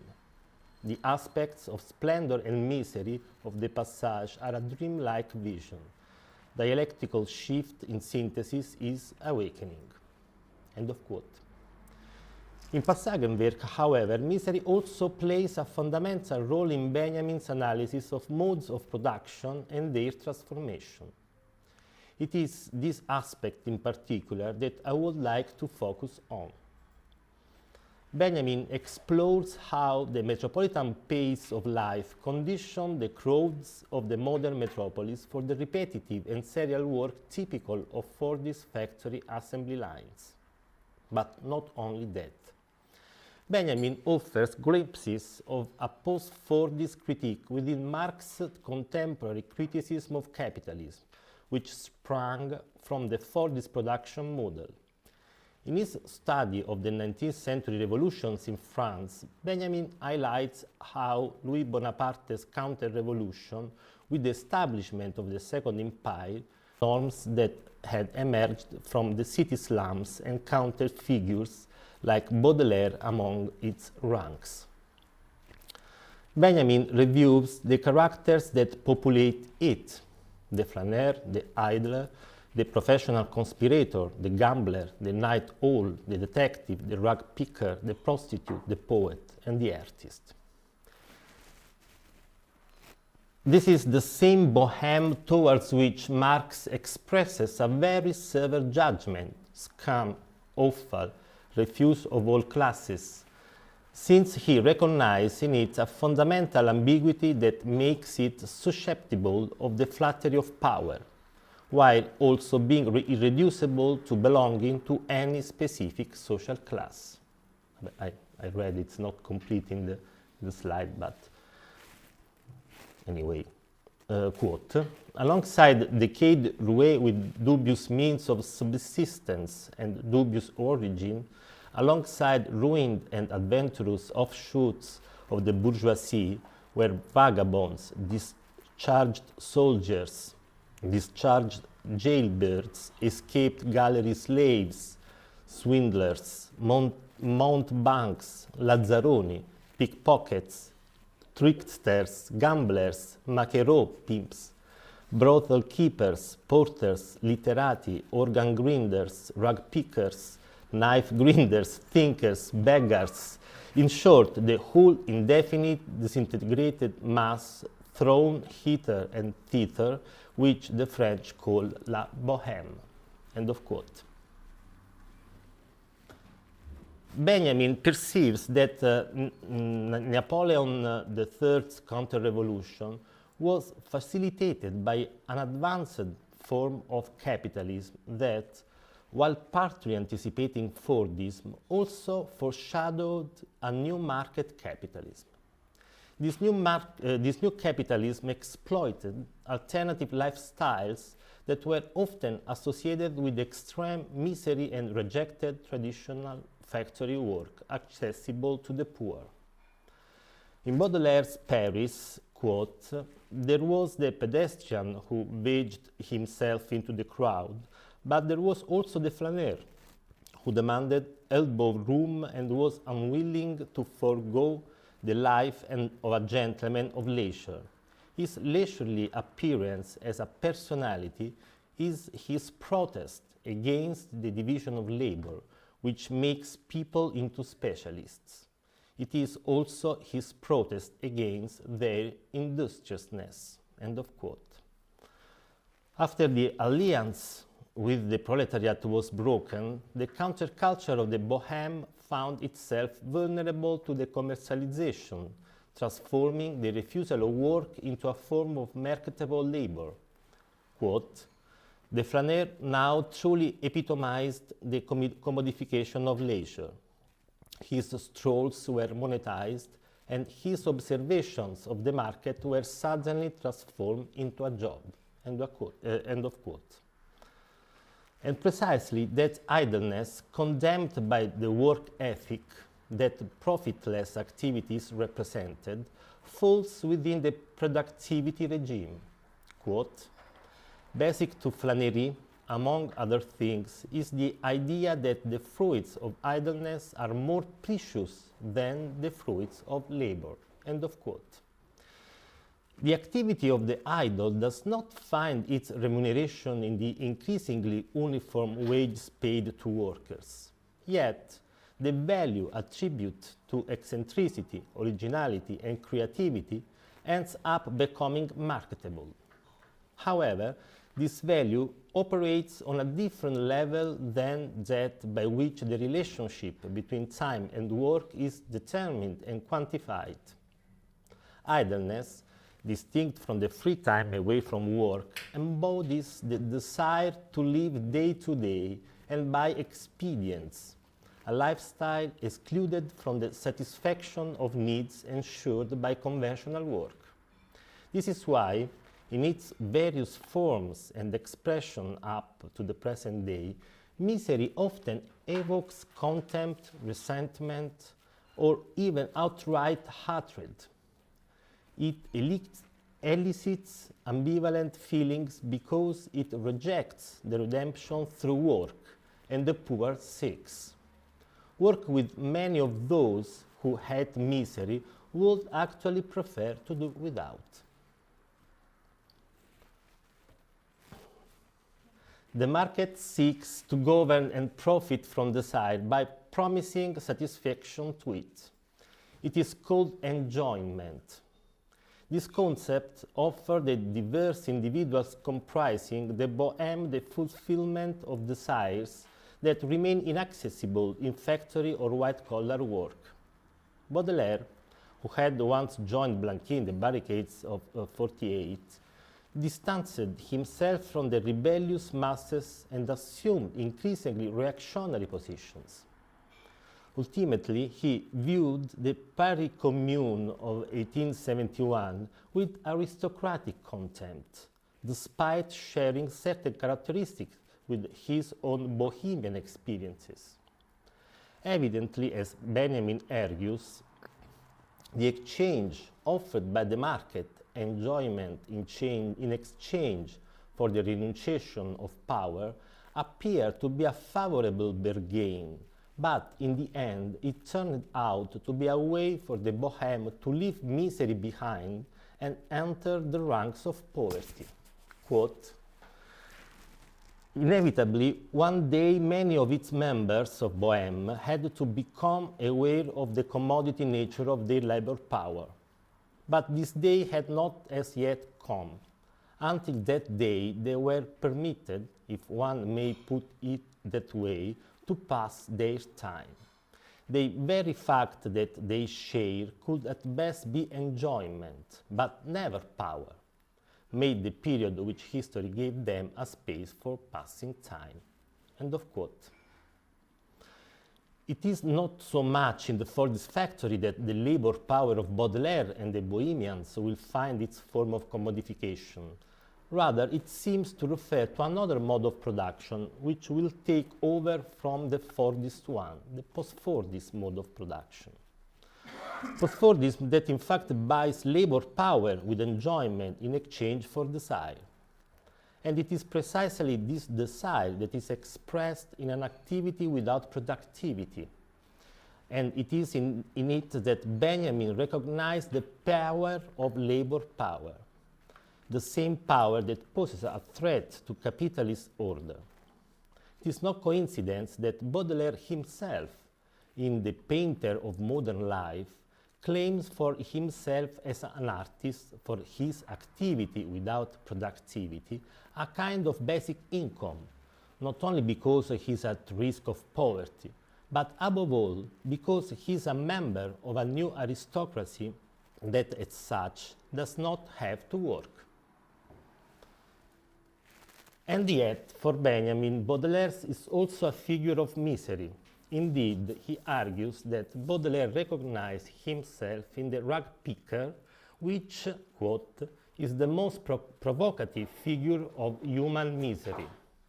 Lumpenproletarier in a double sense, clothed in rags and occupied with rags, end of quote. The misery of Baudelaire and the Bohemians is both a material condition and a source of artistic inspiration.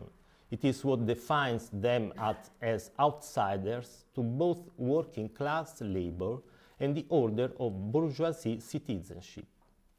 Indeed, this misery is poor insofar as it is clothed in rags, but it is also that which can create with rags an activity.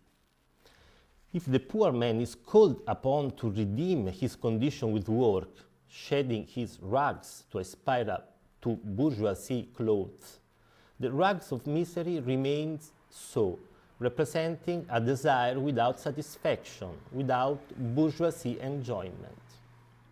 After all, in the Symposium, Plato describes Eros as a ragamuffin, and to come to the present day, a ragamuffin is also the one who set fire to Michelangelo Pistoletto's Venus of the Rags installation in Piazza Municipio in Naples in 2023, evidently not tolerating that rags can be redeemed and elevated to beauty, if beauty is represented by its canon par excellence, that of Venus.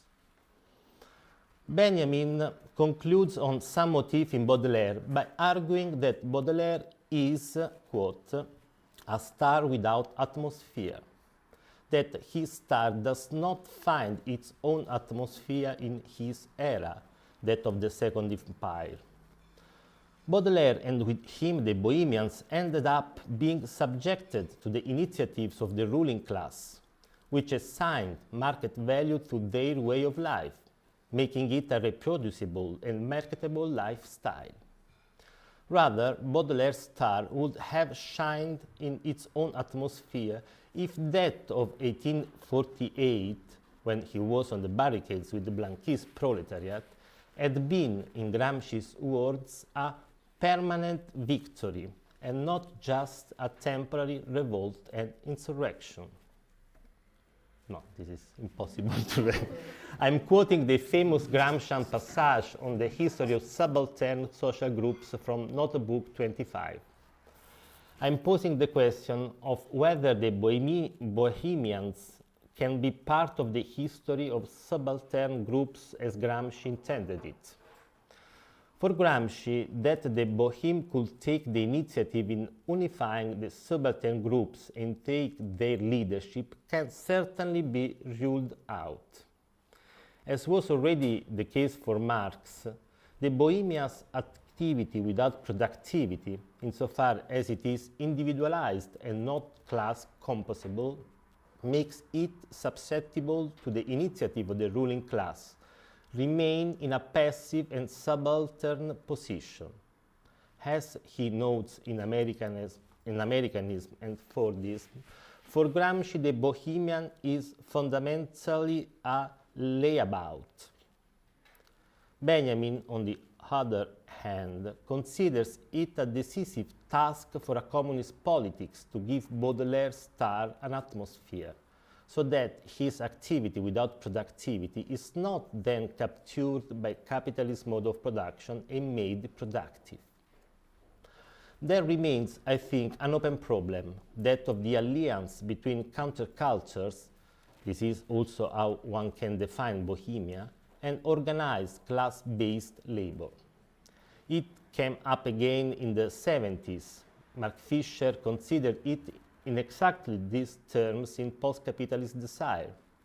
Quote Fisher, a newly emergent Bohemian class in the late 60s developed the notion that you can both work less and determine your own needs and satisfactions. End of quote. This was the space of counterculture, which, sharing the refusal of factory work with the working class, aspired to make the desire for an activity without productivity hegemonic. This is how Fisher expresses the 60s alliance between counterculture and the working class. Quote, why should not this Bohemia be open to everyone? End of quote. We are now probably at the point of exasperation today of that phase whose origin Benjamin glimpsed in the 19th century Paris. Indeed, we are currently in the West in an era where the incorporation of desire into work results in diminishing enjoyment and increasing psychic suffering.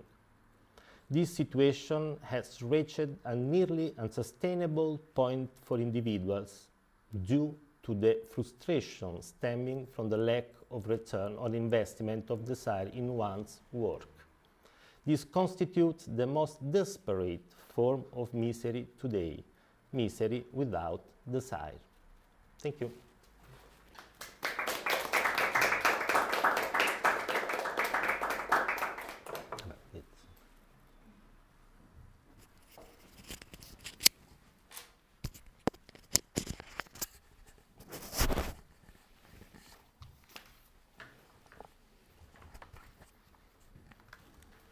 Thank you. And there are any comments, questions?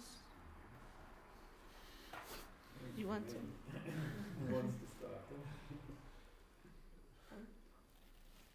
Maybe a very simple point. Just yeah, of course. Yeah, you don't have any more this. Yes. So many things, but first of all, thank you a lot for this very dense and clarifying paper. It never really occurred to me that the point on Armut and poverty should be actually really read with the Naples essay and of Elend and misery. In terms of political strategy, and we had just talked about the destructive impetus of avant-garde bourgeoisie, also fighting its own commodification, using also poverty as a negative state of privation in a positive, destructive character style way. Can you point out again the political trajectories again, and also in terms of analysis and strategy of the duality or the pairing of poverty and misery, just from the beginning, just very briefly? Yeah. No, it's not necessary. Of course. Yeah. Thank you, Sami. So I started from Latin and from Rome because it was very, very clear there these three terms, no? Miser, inops, and pauper. And it's interesting because pauper is a kind of mobile situation. No? It's not defined one for all in his position in society. No? Poverty is something that you can, from which you can go out. No? There is a way out, but the condition is about work, about productivity. Etymologically, pauper means a condition in which the productive is not so much. You have to increase your production. No? So it's strictly related to an economic sense. So inops is also a condition related to productivity, but in this case it's a question of a lack of capabilities. So the condition of inops is a servile condition, because you need a master that can give you the means to survive. It's not the case of pauper. Pauper is, in Latin word, it's not a degraded condition. No? There is also recognizing positive condition. The question is about miser. Miser is a condition of extreme poverty. You are without any possible to increasing your condition, and so to go out to this condition. It's an absolute. Etymologically, also, it's the term miser absolute term, not like sovereign. No? It is the upper and the bottom in the reverse point of view. So it's interesting.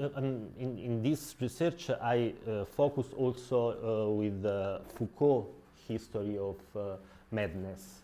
And during the modernity, it is very interesting because in Middle Age, this discrimination about work between miser and pauper, it was not so clear.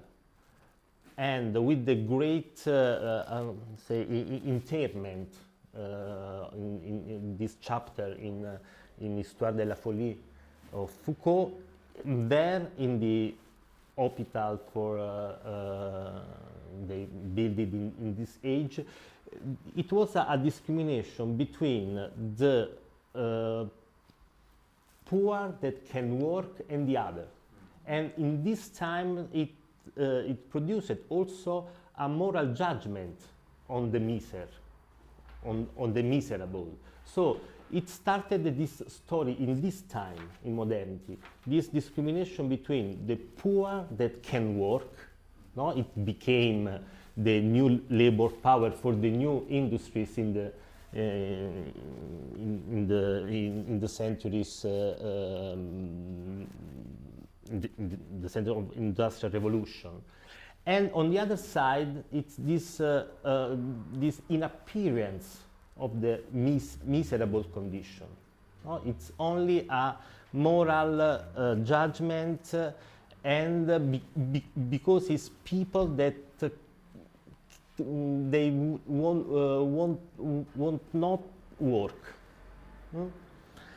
So it's interesting because, and then I pass to Naples, and then this time of 19th century, it's a condition that of misery that it's kind of activity without production. No, there is no kind of redemption from the miserable through work. But anyway, it's interesting for me because Benjamin tried to recognize a kind of activity without productivity, that is of Bohemia or Flaneur and so on. And he understands that this kind of activity without productivity is captured in that time from this market capitalism. It's not yet for this mode of production, but anything else, something else. So this is my distinction between, the distinction is about the function of work, that it works about poverty and it doesn't work on misery, but it's important to say that that of miserable is also a kind of activity.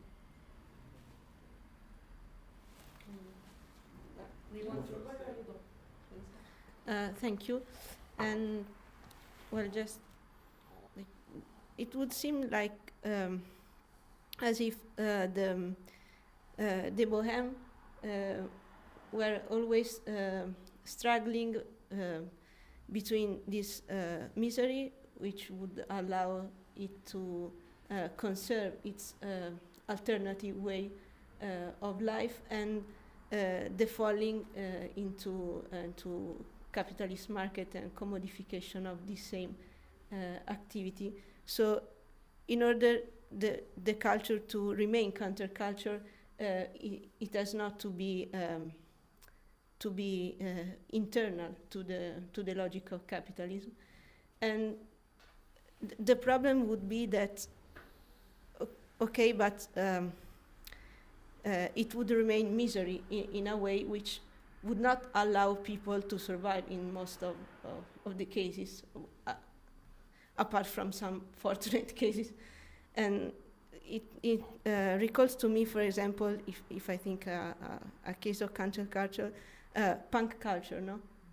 So the refrain was like, okay, you have to make your own compact disc without major records or something like that, but nobody knows the message you want to deliver. And so also the new way, style of life that you want to share. But if people come to know you, it is because you are already sold out. You sold yourself to the market.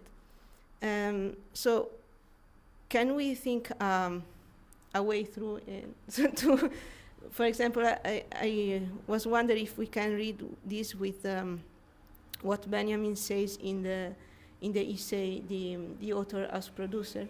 So when you want to propose something different, you have to in a way, be within the same system you want to struggle, but at the same time changing with your own activity the relations of production that you find yourself in. Thank you, Giulia. The question is not so far away from the Sami's paper, no? The a kind of alliance between social movements or artistic movements and the political organization. That's all. I think that for Benjamin reflected on the what could be happened if the revolution of 1848, when Baudelaire and Blanqui were on the same side, would be successful. That is the question. And then he analyzed what happened because this revolution was failed. That is the question. And now, of course, because this revolution was failed, this alliance was broken, Benjamin analyzed the way in which capitalism captured this form of life that remains, as he said about Baudelaire, without atmosphere. So, as you said, at the end, the more radical counterculture become to be nihilistic or destructive. No? This kind of rebellion or revolt against the system is the cipher of the counterculture until today. And Benjamin tried to think if this kind of revolt can be involved into a revolution, no? In a positive way, not as a only destructive rebellion and so on, but in an atmosphere that could recognize this kind of activity. So we have to think, and I think that Benjamin, it is typical of his conception of history, posed the same question about the alliance in Paris in the 18th century between Baudelaire and Blanqui. At his time, is it still possible? It is the question about surrealism. It's the same question. Is possible this kind of alliance between the counterculture, the counter movements, and the political communist organization? And I think that the issue remains open. So we have to see what you say is the effect of this failure from which we begin. This is the point of view of Benjamin, I think.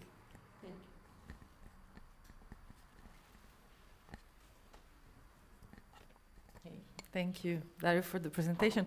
I was just thinking about bringing another concept to this constellation, which is the Hegelian rabble, so the Pöbel, plebe, so plebs, which may, I mean, so what I was thinking is that I remember just that Hegel was quoting Lazzaroni in relation to the plebes, but I had to go back to the text to see that indeed he quotes the Lazzaroni, and he also makes this distinction when he says that poverty in itself does not reduce people to a rabble. So the idea is that it's not poverty that per se creates rabble. I mean, of course, it's connected to it, but then rabble is something else, which speaks of a specific relation to work. So the impossibility for the rabble to be able to live out of its own work activity, like the miserable somehow.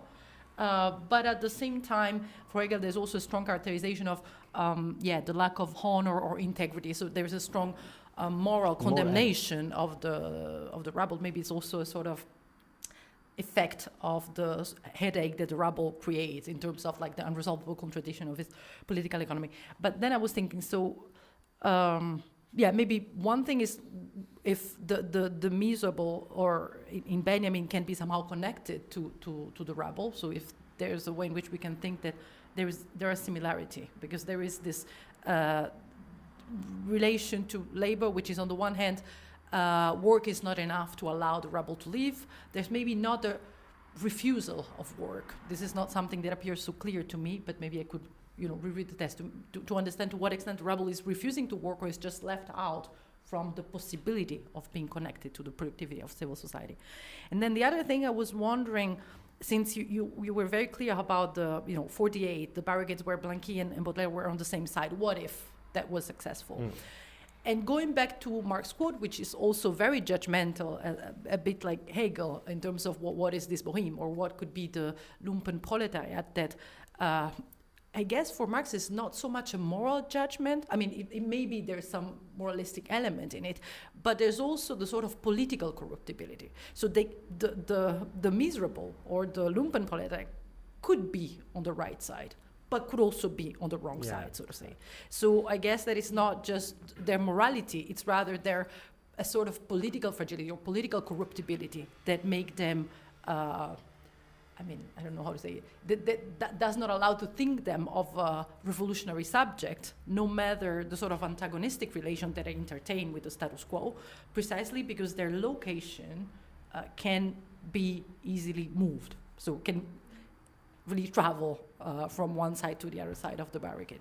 I mean, I don't know, it's just a fact, it's not really a question. The question could be, can we think the rebel as the miserable? So can we connect those? And at the same time, what do you think about this judgment or this condemnation of the miserable, this political condemnation that from Marx, I think, comes from this idea of their political corruptibility? Yeah. I have it. No, about the first question, thank you, Jamila. Yes, I think that the rebel, the plebe, is involved in my discourse. You have to think. I think about it in this moment that plebe in Roman world was a political subjectivity in a certain point. We can think today about Rancière, no? Exactly. Class configuration kind of. Exactly. But the pauper is really a strictly economic subject or form of life in any way. No, so I think that in rubber there is poor, but it's not the same because plebe became is recognized as a political subjectivity in a certain point.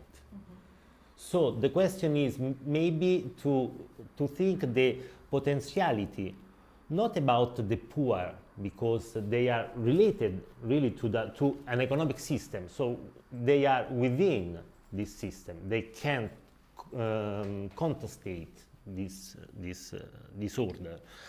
But it's interesting to think about this etymological meaning of misery, to be alien, to be without the order. And maybe it's the same situation of rubber, plebe, until the moment they fight. And so we know, I think about Rancière, the Mésentente, no? They build a new order. It's not a way to involve in the old order, but it's the building of a new order for Rancière, no? And the claim of plebe. About Marx is exactly what it's also about. Gramsci has the same judgment of Marx about Lazzaroni, about miserable. It's what happened also today. No? This individualized work, this kind of impossibility or difficulty to compose a class. It's today the same. No, they are susceptible to the money, no, to be bought from the capitalist mode of production. It what happened. So I don't know if it's in this misery there is a possibility of a revolution. I want to leave the question open. And I think it's the problem also today, no? It's And in Benjamin, sorry, no, just to follow up.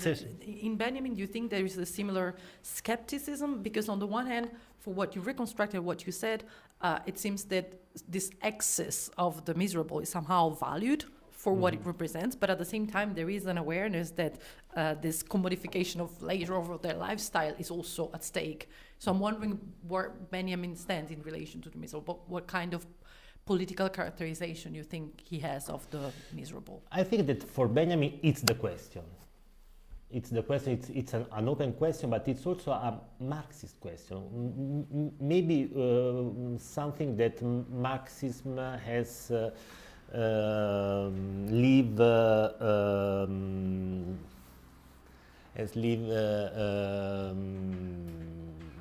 clear, no? Open, maybe. I think that for Benjamin is very important how to involve in the revolution the question of desire, the question of individuals, the question of a kind of activity without work, a kind of. We can find this question maybe in the 70s, no? To how to think in Mark Fisher terms, how to make desirable the revolution. This is the question for Benjamin also. Yeah. Oh, sorry, you were first. Oh, no, I have spoken already, so I'll be very after you. I'll be very quick. Could we go back to that photograph of Michelangelo Pistoletto? Sì. Because I was very struck by that example. And so I was wondering if you could say a little bit more about how you were, interpreting what happened, basically. So is there something here about a sort of monetization or marketization of the Lazzarone Napoletano, or that kind of counterculture, and then somebody sets fire to it? And yeah, I was wondering if you could say a little bit more about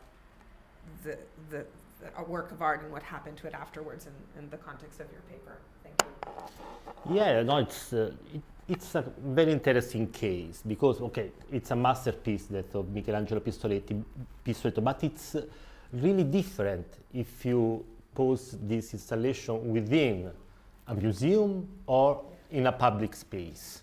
So in the museum, the meaning is different. No, it's a way to give a sense of beauty to the rugs.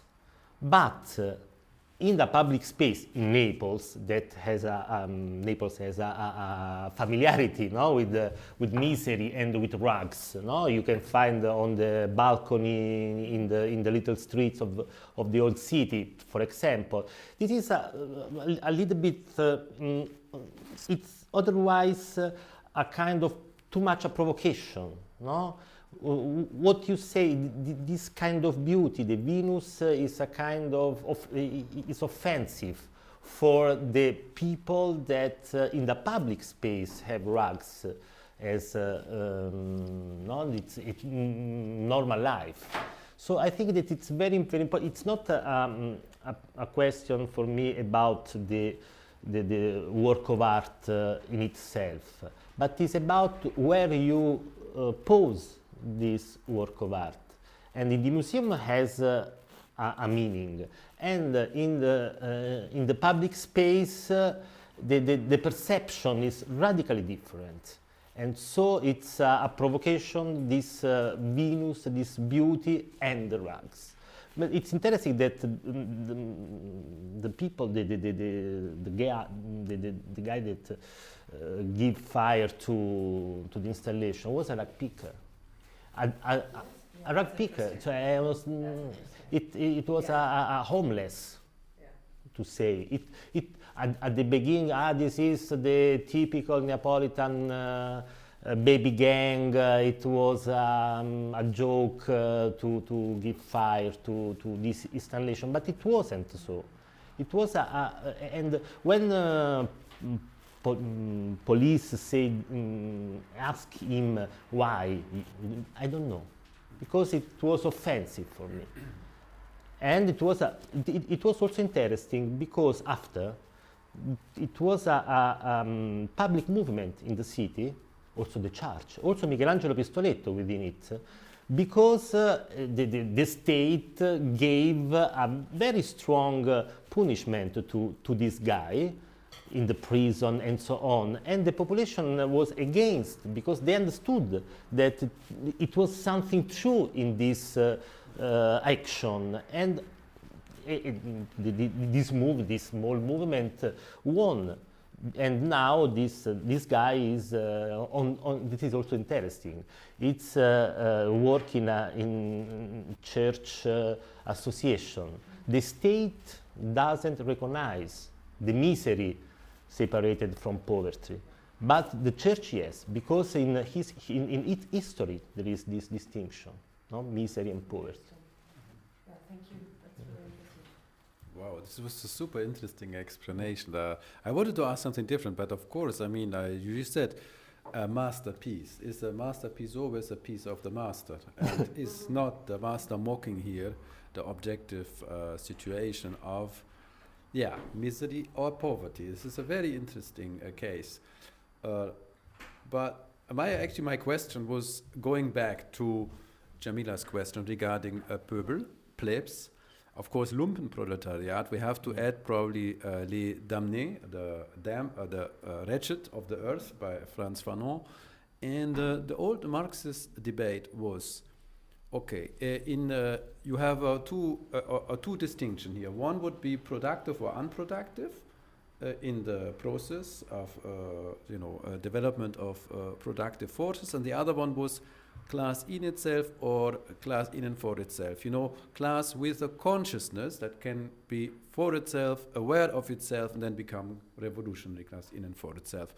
And so if we agree that Benjamin already writes at a time when that question has passed, so it's not like Marx in 18th Primaire talks about peasants have to be represented, because they are not developing political consciousness according to their class within bourgeois society. No, it's already, Lukács, he has this kind of strange thing, the worker as the self, unconscious consciousness of the commodity, crazy construction, very speculative, but very interesting, the standpoint of the proletariat.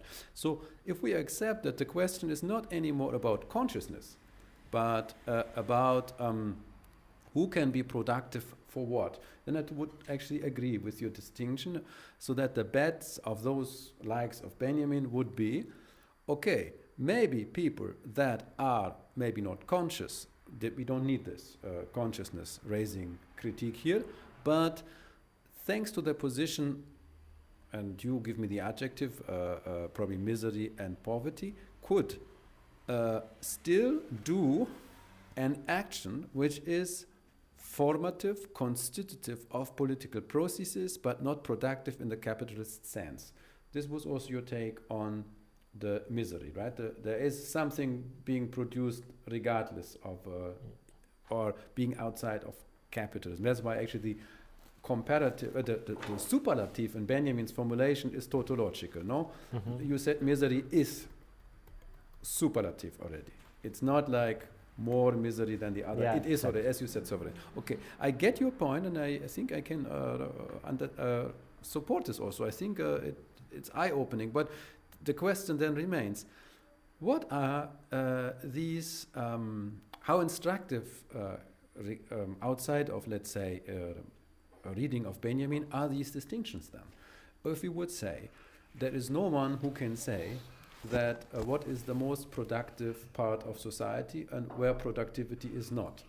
If we have the debate on surplus population, and surplus population has the function to keep salary of non-surplus population low. So there is a function, indirect function. When you have said already with Baudelaire, or Benjamin's take on Baudelaire, leisure has been commodified. when we have today's Geistarbeiter, like intellectual workers, we read on stupid internet that your procrastination, even though it's unproductive, is productive at the same time. So everything is productive, and productivity, I'm not making the Paolo Virno argument here, but it's difficult to locate within a certain population, as there is even a function of those who have no function, to, in a very mean manner, reiterate Adorno's point on the function of art. It's very functionlessness. Then the Misar is, or the purple's function is precisely of having no function, but to keep a certain. So, but what is then the political stake? What are the political stakes of these historical distinctions in the formation, in the different levels of bourgeois society, commodifying its last, resorts, or let's say, the transition from formal to real subsumption of not only poverty but misery. So where are we then today? What are, is it only of historical interest, or? Okay. I know. Yeah. I will not learn. No, it's that Sami. This is the question, of course. This is the question. I don't think that this activity without productivity has to remain so a pure activity in the Agambinian sense to say, but it's which kind of productivity to give to this activity. We have to remember always that, also in Marx, the boheme is not only the extreme misery, but it's also, for example, the professional conspirator. For Benjamin, is within, the revolt is within boheme, detective, gambler, artist, flaneur, idler. It's, I think that Benjamin, but also Marx, try to identify a kind of activity without productivity. But I'm with Gramsci to pose the question about which kind of production can come from this activity.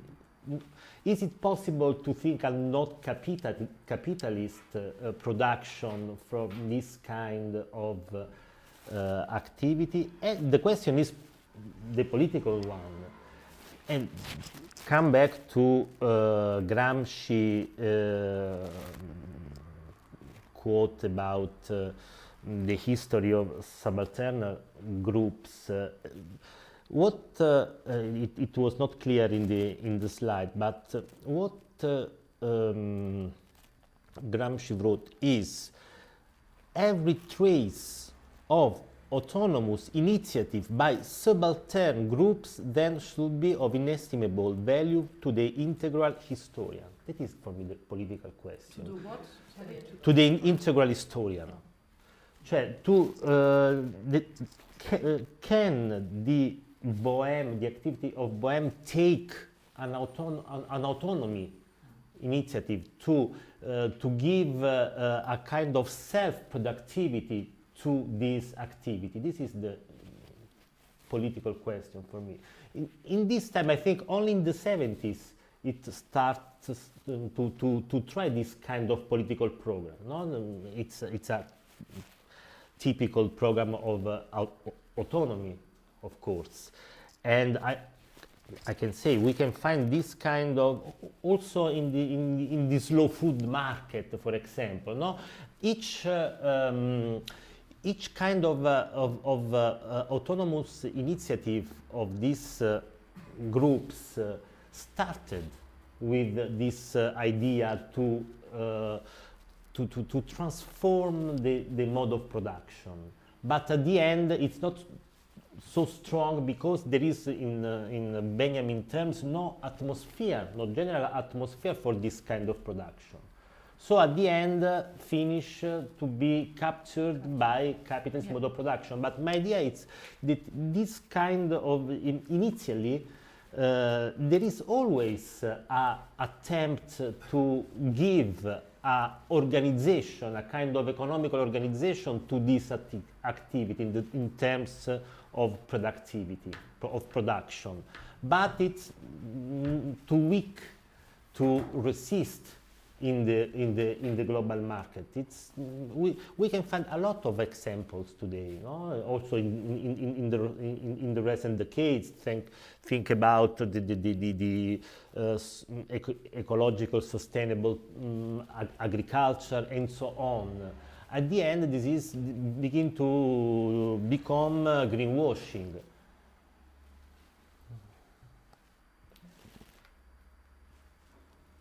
Yeah, no.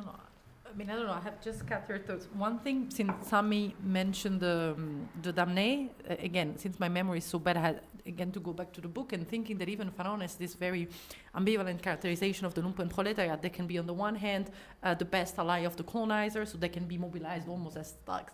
Or, on the other hand, they can be completely moved by revolutionary forces and become a pillar within the anti-colonial struggle. So, I mean, I was just because I kind of not remember. It's interesting to think that even Fanon has not a judgment like Marx, but again, the idea that there's no specific political characterization. They can go one way or the other, which does not mean that per se it's an apolitical force.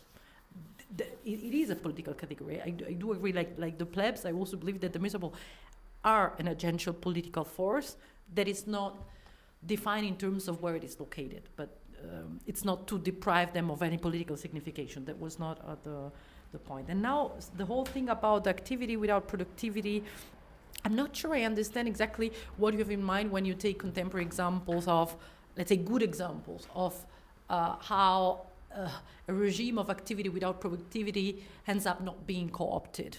Like, do you have in mind attempts, successful attempts, or not even, not looking for success, but I'm saying, what do you mean by modes of activity without productivity that somehow escape this capture? Because when you think about slow food, well, it's not what I think about it. It's an example. Counterculture. Sorry, can I just add something to this? I was thinking about your example of the 70s, and there's a movie that comes to mind which is called I Dannati della Terra. It's called The Wretched of the Earth, and it was this very, very experimental film by Valentino Orsini, where it's this whole film about how do you make a film about third world struggle, right? And how can we connect, European left and what we're trying to do in the 60s with what is happening in the third world, quote unquote. And the film ends with an admission of defeat, that the film is not gonna change things. This reminded me of the question of art, like what kind of art can we produce? And maybe, like, the question is, like, this example seems to suggest that art is being rejected, right? I don't know, maybe there's other interpretations of what's happening here, but that film, again, is saying the whole purpose of the film is to create a militant audience rather than the film itself, right? So it's saying, okay, so we've done all the work on aesthetics, on art, on the changing of consciousness through art, but now it's your turn. This is now your baby. Like, the revolution cannot happen inside the film. I'm not sure that I'm answering the question, but there's something there about how do you escape capture. But in the film, it's the director who sort of relinquishes that. And it's just so striking, this image of the burning of the artwork, right? Like, this is supposed to be a sort of glorification of the legendary past of Naples or the present of Naples, and then the very people who it's supposed to represent burn it. That's just so symbolic to me of how it cannot be captured, in fact. I don't know.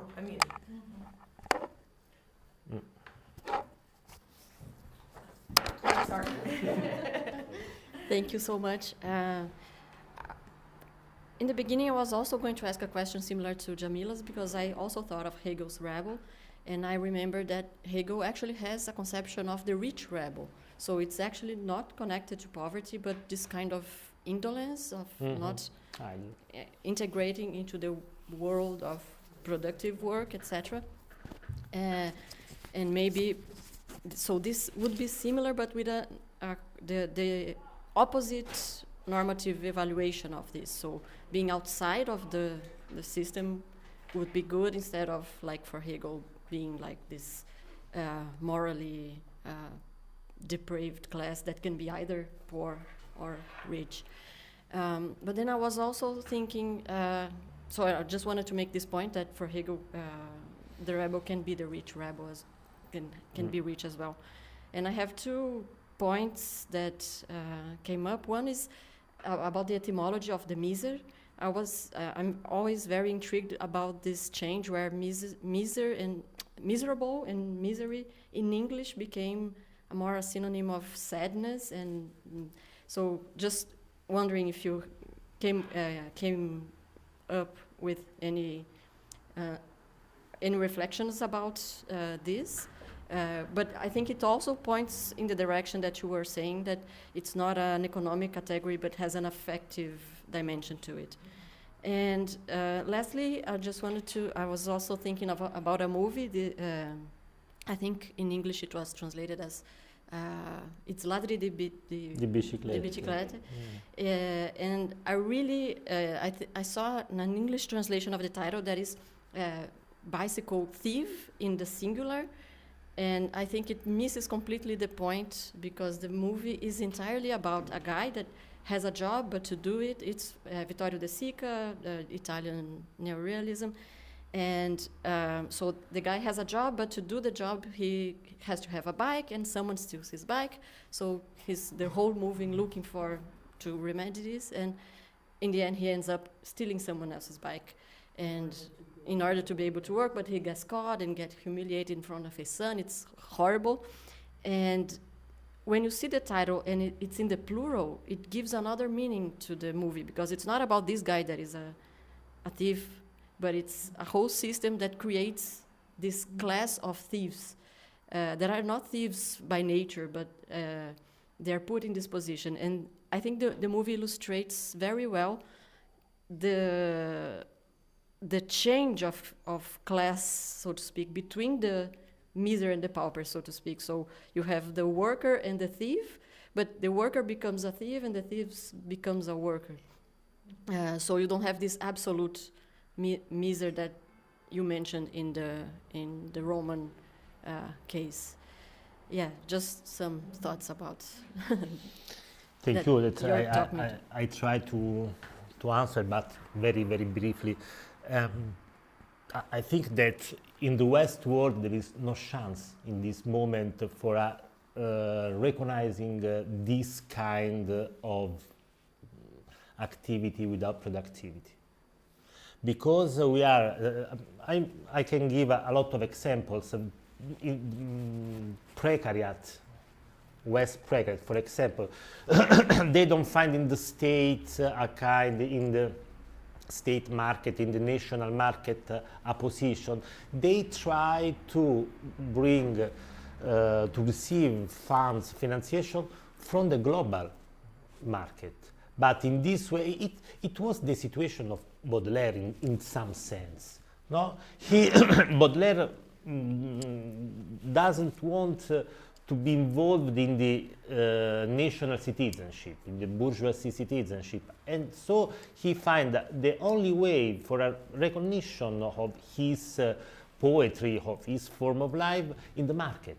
So the market saved Baudelaire from the bourgeoisie citizenship. And I think that in the West we are in the same situation. It's, if I know a lot of people that they find to go on with her activity,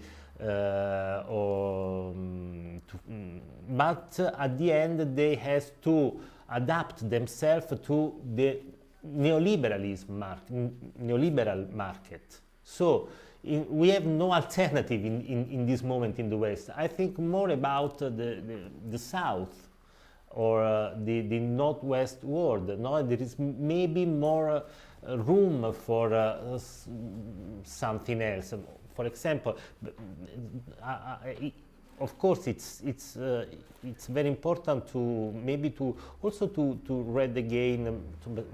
For example, the book of Gibson Graham on the alternative economy, thinking about the 70s. No, of course, but now I don't think that we can apply this alternative economy to to the West world, because I don't think that really there is no alternative.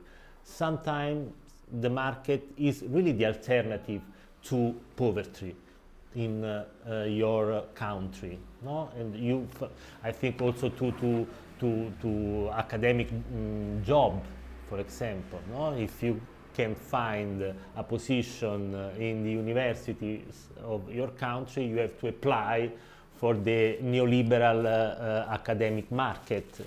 And I think that we are maybe in the same condition, but it's not so different from Baudelaire condition. So I think that the 70s is for us what was for Baudelaire the 1848 movement. A chance that that is failed, but I don't see now in the West the something that is growing up in the sense of an alternative to this. We have nationalism, neo-sovereignism in the States, and the neoliberal market outside. It's of course it's complementary, so there is no alternative. And yeah, of course, there was this Laddi di Biciclette is a film, a movie on the misery, no? Of this situation of emarginate people, marginalized people, no? That in the Italy after the World War, the Second World War. So this kind of, no, and also the bicycle is a symbol of this activity, no? It's a movement, it's something that is not that is moving, no? It's a kind of activity, and so but it's this kind, but at the end all this world was captured within the economic boom of the 60s. So it's also a way, I don't know if, I repeat myself, I don't know if now it's the real chance for a revolution from the point of view of misery, but maybe it could be a kind of criticism of a way of a mode of capturing the mode of, in the mode of production of this kind of activity. And yeah, it's a real problem, the translation of miseria in English. I have some difficulties, for example, because I understand that misery is something else, but it's interesting also that misery is related more to a moral or psychological field. But this is something that is produced with the separation with poverty. No? So two kind, there is no, and it's also interesting because you said about Hegel, it's always the same now. The misery, the miserable, is a transversal condition, not related to the poverty, but rich people. There is a misery of rich people in a psychological, moral sense. So it's a kind of trace of this separation in the modernity between poverty and misery. But the question is that it's also the misery in this transversal sense, non-economic sense, is much more related with a kind of non-activity, inactivity, not that is condemned to be inactive. So sometimes it's more rich people to be miserable because they don't need to work, not to live.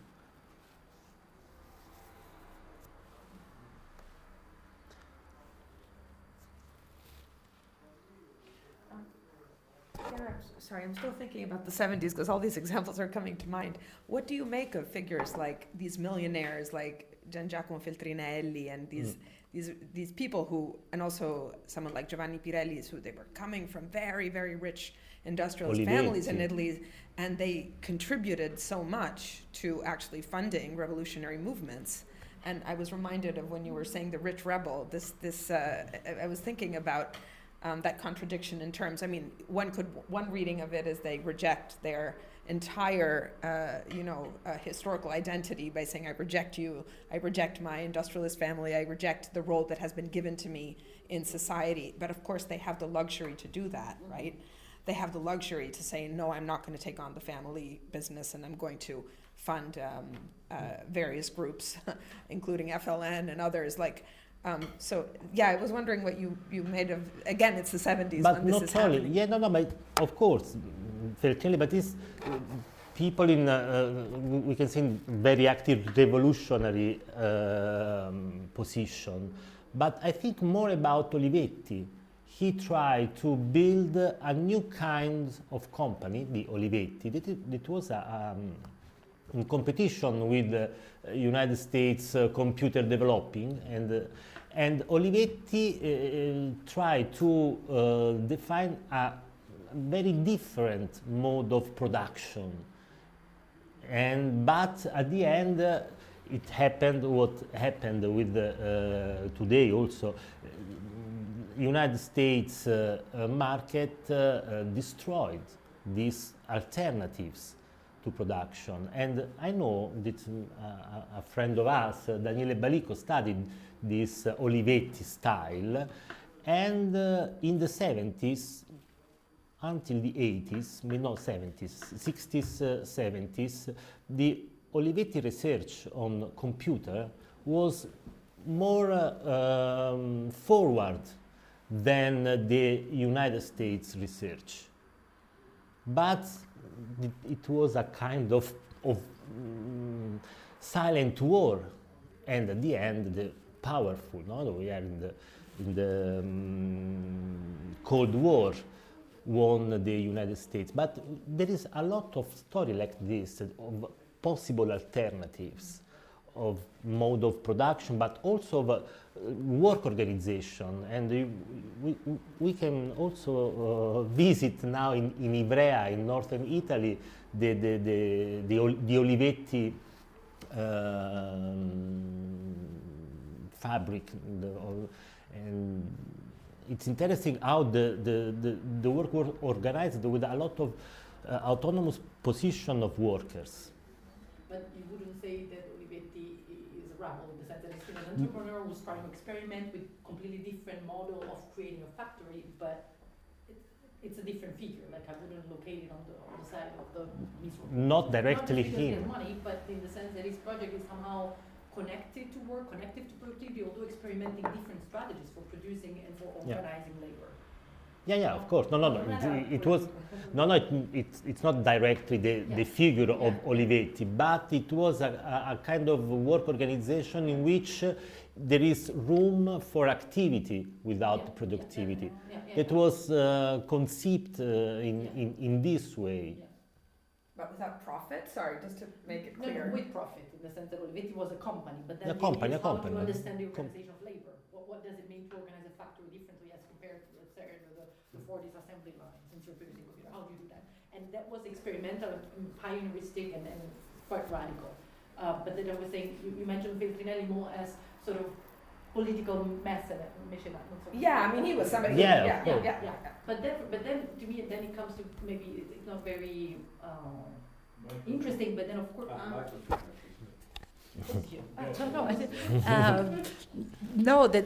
You can think of radical politics as an activity without productivity, but that doesn't really respond to the search of activities that are also economic activity without productivity, right? Because of course there are activity that may somehow, although not totally escape capture, but not be production oriented.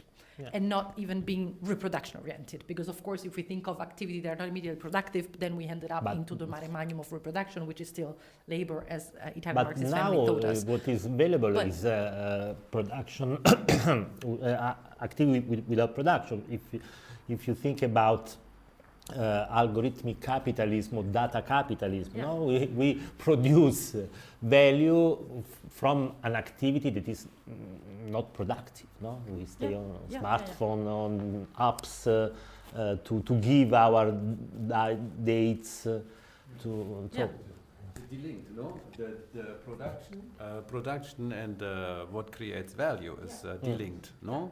And that would be a very interesting trajectory of which otherwise you would have maybe fantasies like Hannah Arendt's Vita Activa, you know, activity which is not part of, you know, bad, what she calls. But you know, no, for Benjamin, the challenge was to put together not only Revolt and Revolution, but also Fourier and Marx. Yes. So, yeah, but then you could also say the ultimate Benjamin, not solution, but conclusion from it is the arcades itself. It would be not to look for productivity outside of value production, but go precisely where value used to be. It's still productive, but where value has left. Value has left to non-production, which is capital producing, so to speak, or yielding capital. And then you have all these outdated modes of production, which used to be productive, are still productive, but not in the capitalist sense. So then it becomes more backwarded, which can be generative of a new future. But it would, yeah, I'm not saying steampunk, but you know, it goes to Cyberpunk or something. cyberpunk, but also some retro. I mean, why is the obsession with retro culture a lot? And then many people would say that the highest form of productivity of Western Fordism was reached the peak in the mid 80s. So that's why machines of the mid 80s mechanically still work.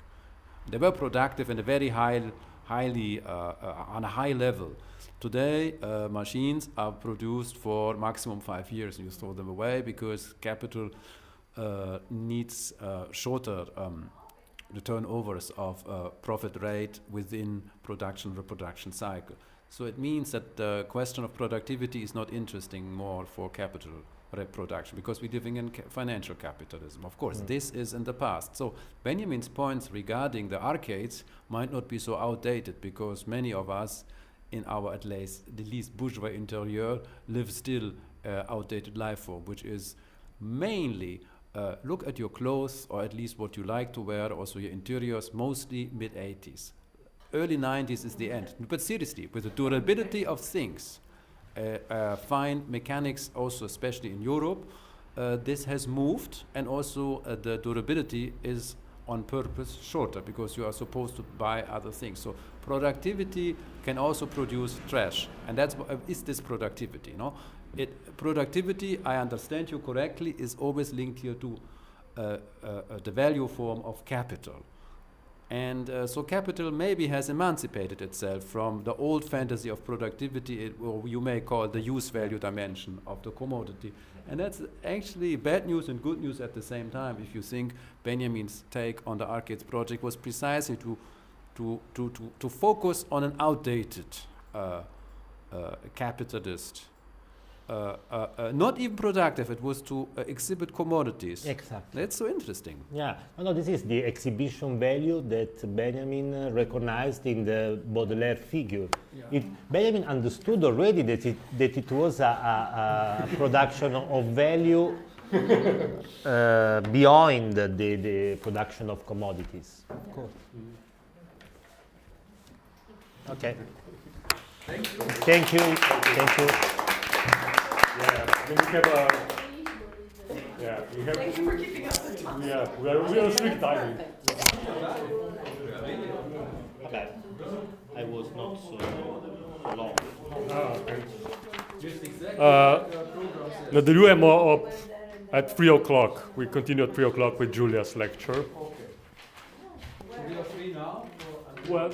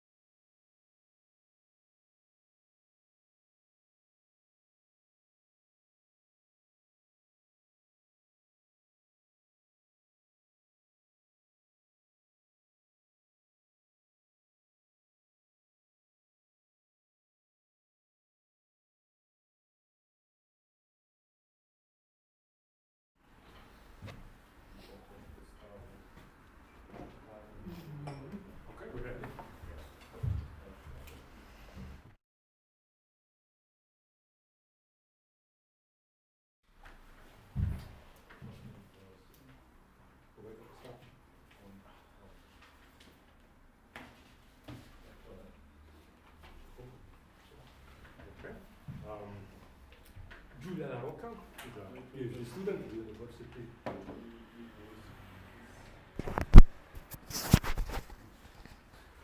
Giulia La Rocca is a PhD student at the University of Ljubljana. Her research project deals with the question of the subaltern class as the subject of history, with reference to Gramsci, postcolonial studies, and Walter Benjamin.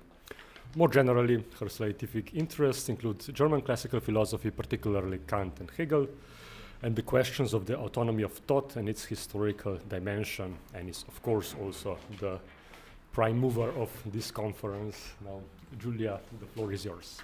Thank you. So, in this talk, I'm going to deal with the question whether Walter Benjamin's historical materialism, in particular his demystification of capitalism and his concept of history, can offer a conceptual framework to meet the challenge of the project of Subaltern Studies, that is to think the vindication of the past as a condition for the emancipation of subaltern classes. The need to pose this question emerges insofar as subaltern studies fail to accomplish their own program.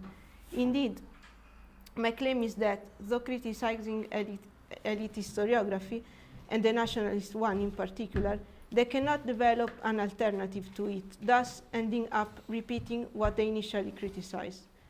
We need a conceptual turn in the thinking of history, as emerged before.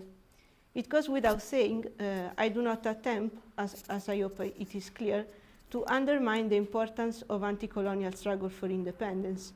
My aim is rather to critically underline that within the framework of strategical anti-colonial nationalism, the question of the emancipation of the subaltern classes risks to go lost and subordination to be established anew.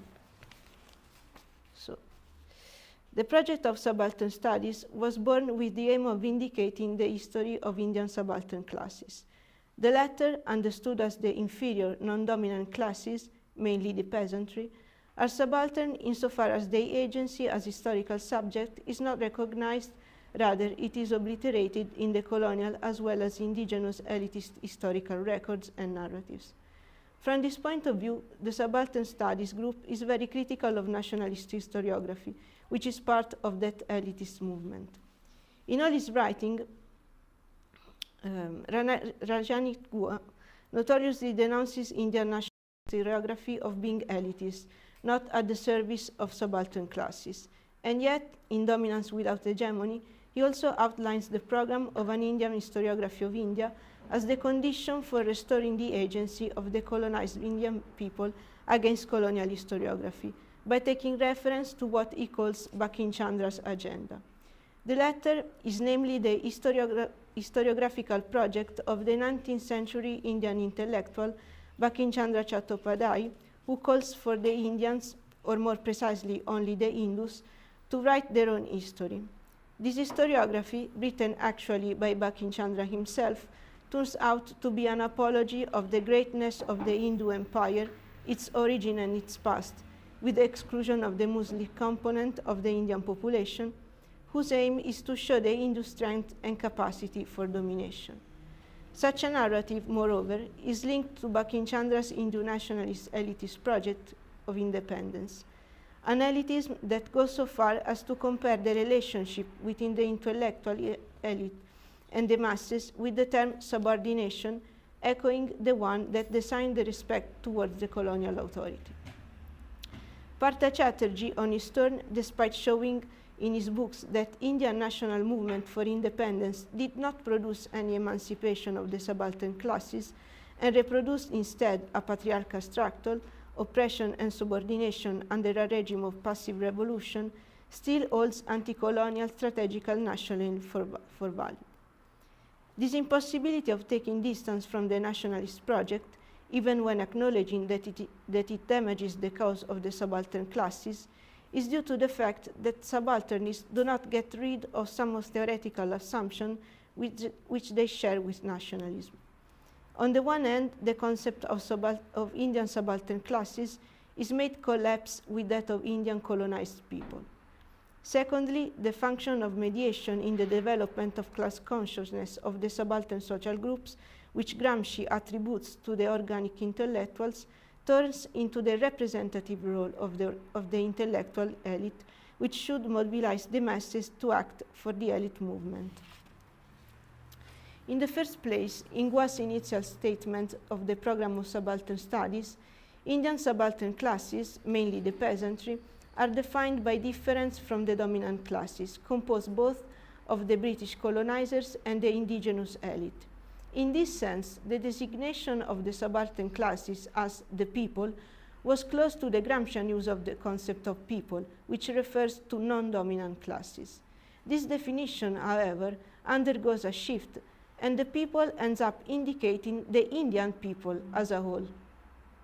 This follows from the assumption of the condition of colonization as a peculiar condition of subordination.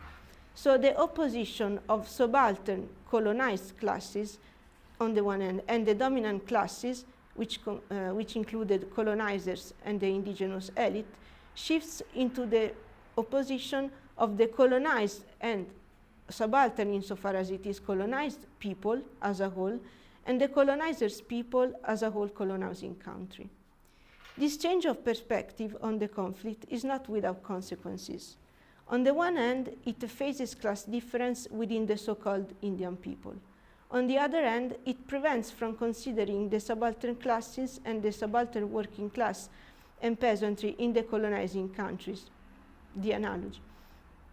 The emancipation of subaltern colonized classes come to be subsumed under the struggle for independence of the colonized people as a nation, and the possible alliance with other subaltern groups in the colonizing country is undermined. Concerning the second point, moreover, within this project, the intellectual elite claims to represent the masses. That is, the political program for national independence also speak for the subaltern classes, meet their needs. This is the claim.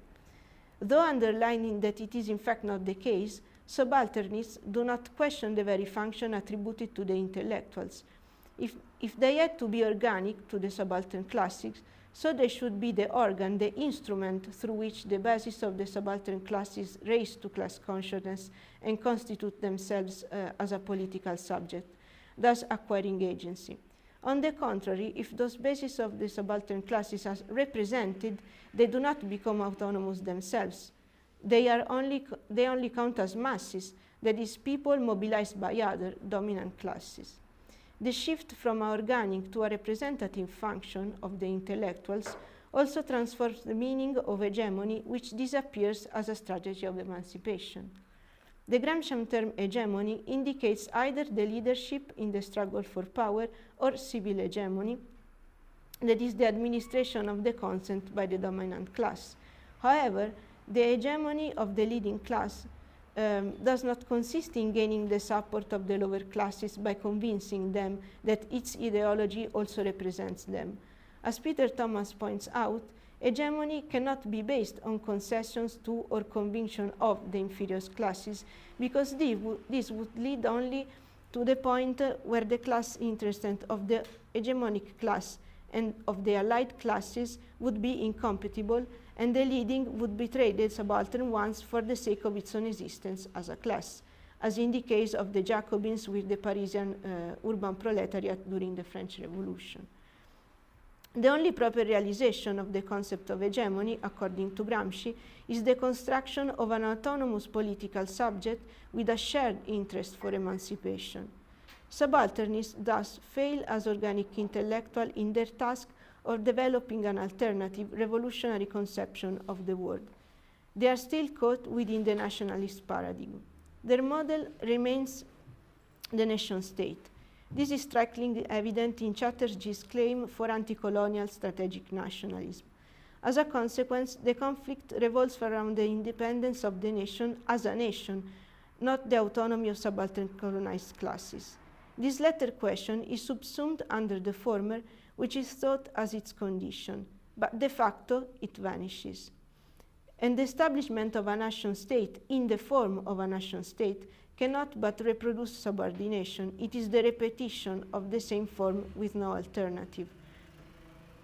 According to Chatterjee, the decolonizing function of anti-colonial nationalism would consist in expressing the specific cultural difference of Eastern countries, instead of being emulative of a Western colonizing form of the state.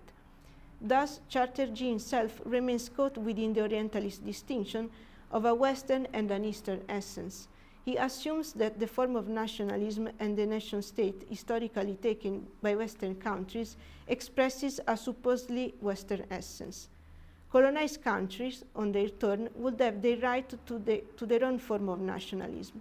In this argument, however, nationalism is never put into question as the political form of a specific organization of the relations of production, the capitalist one, which as such and not as specific Western produces colonization as well as subordination. From this point of view, it's not that nationalism fails in producing the emancipation of the subaltern classes, as the subalternists argue, because this was never its goal. Instead, it succeeds in the reproducing of subordination.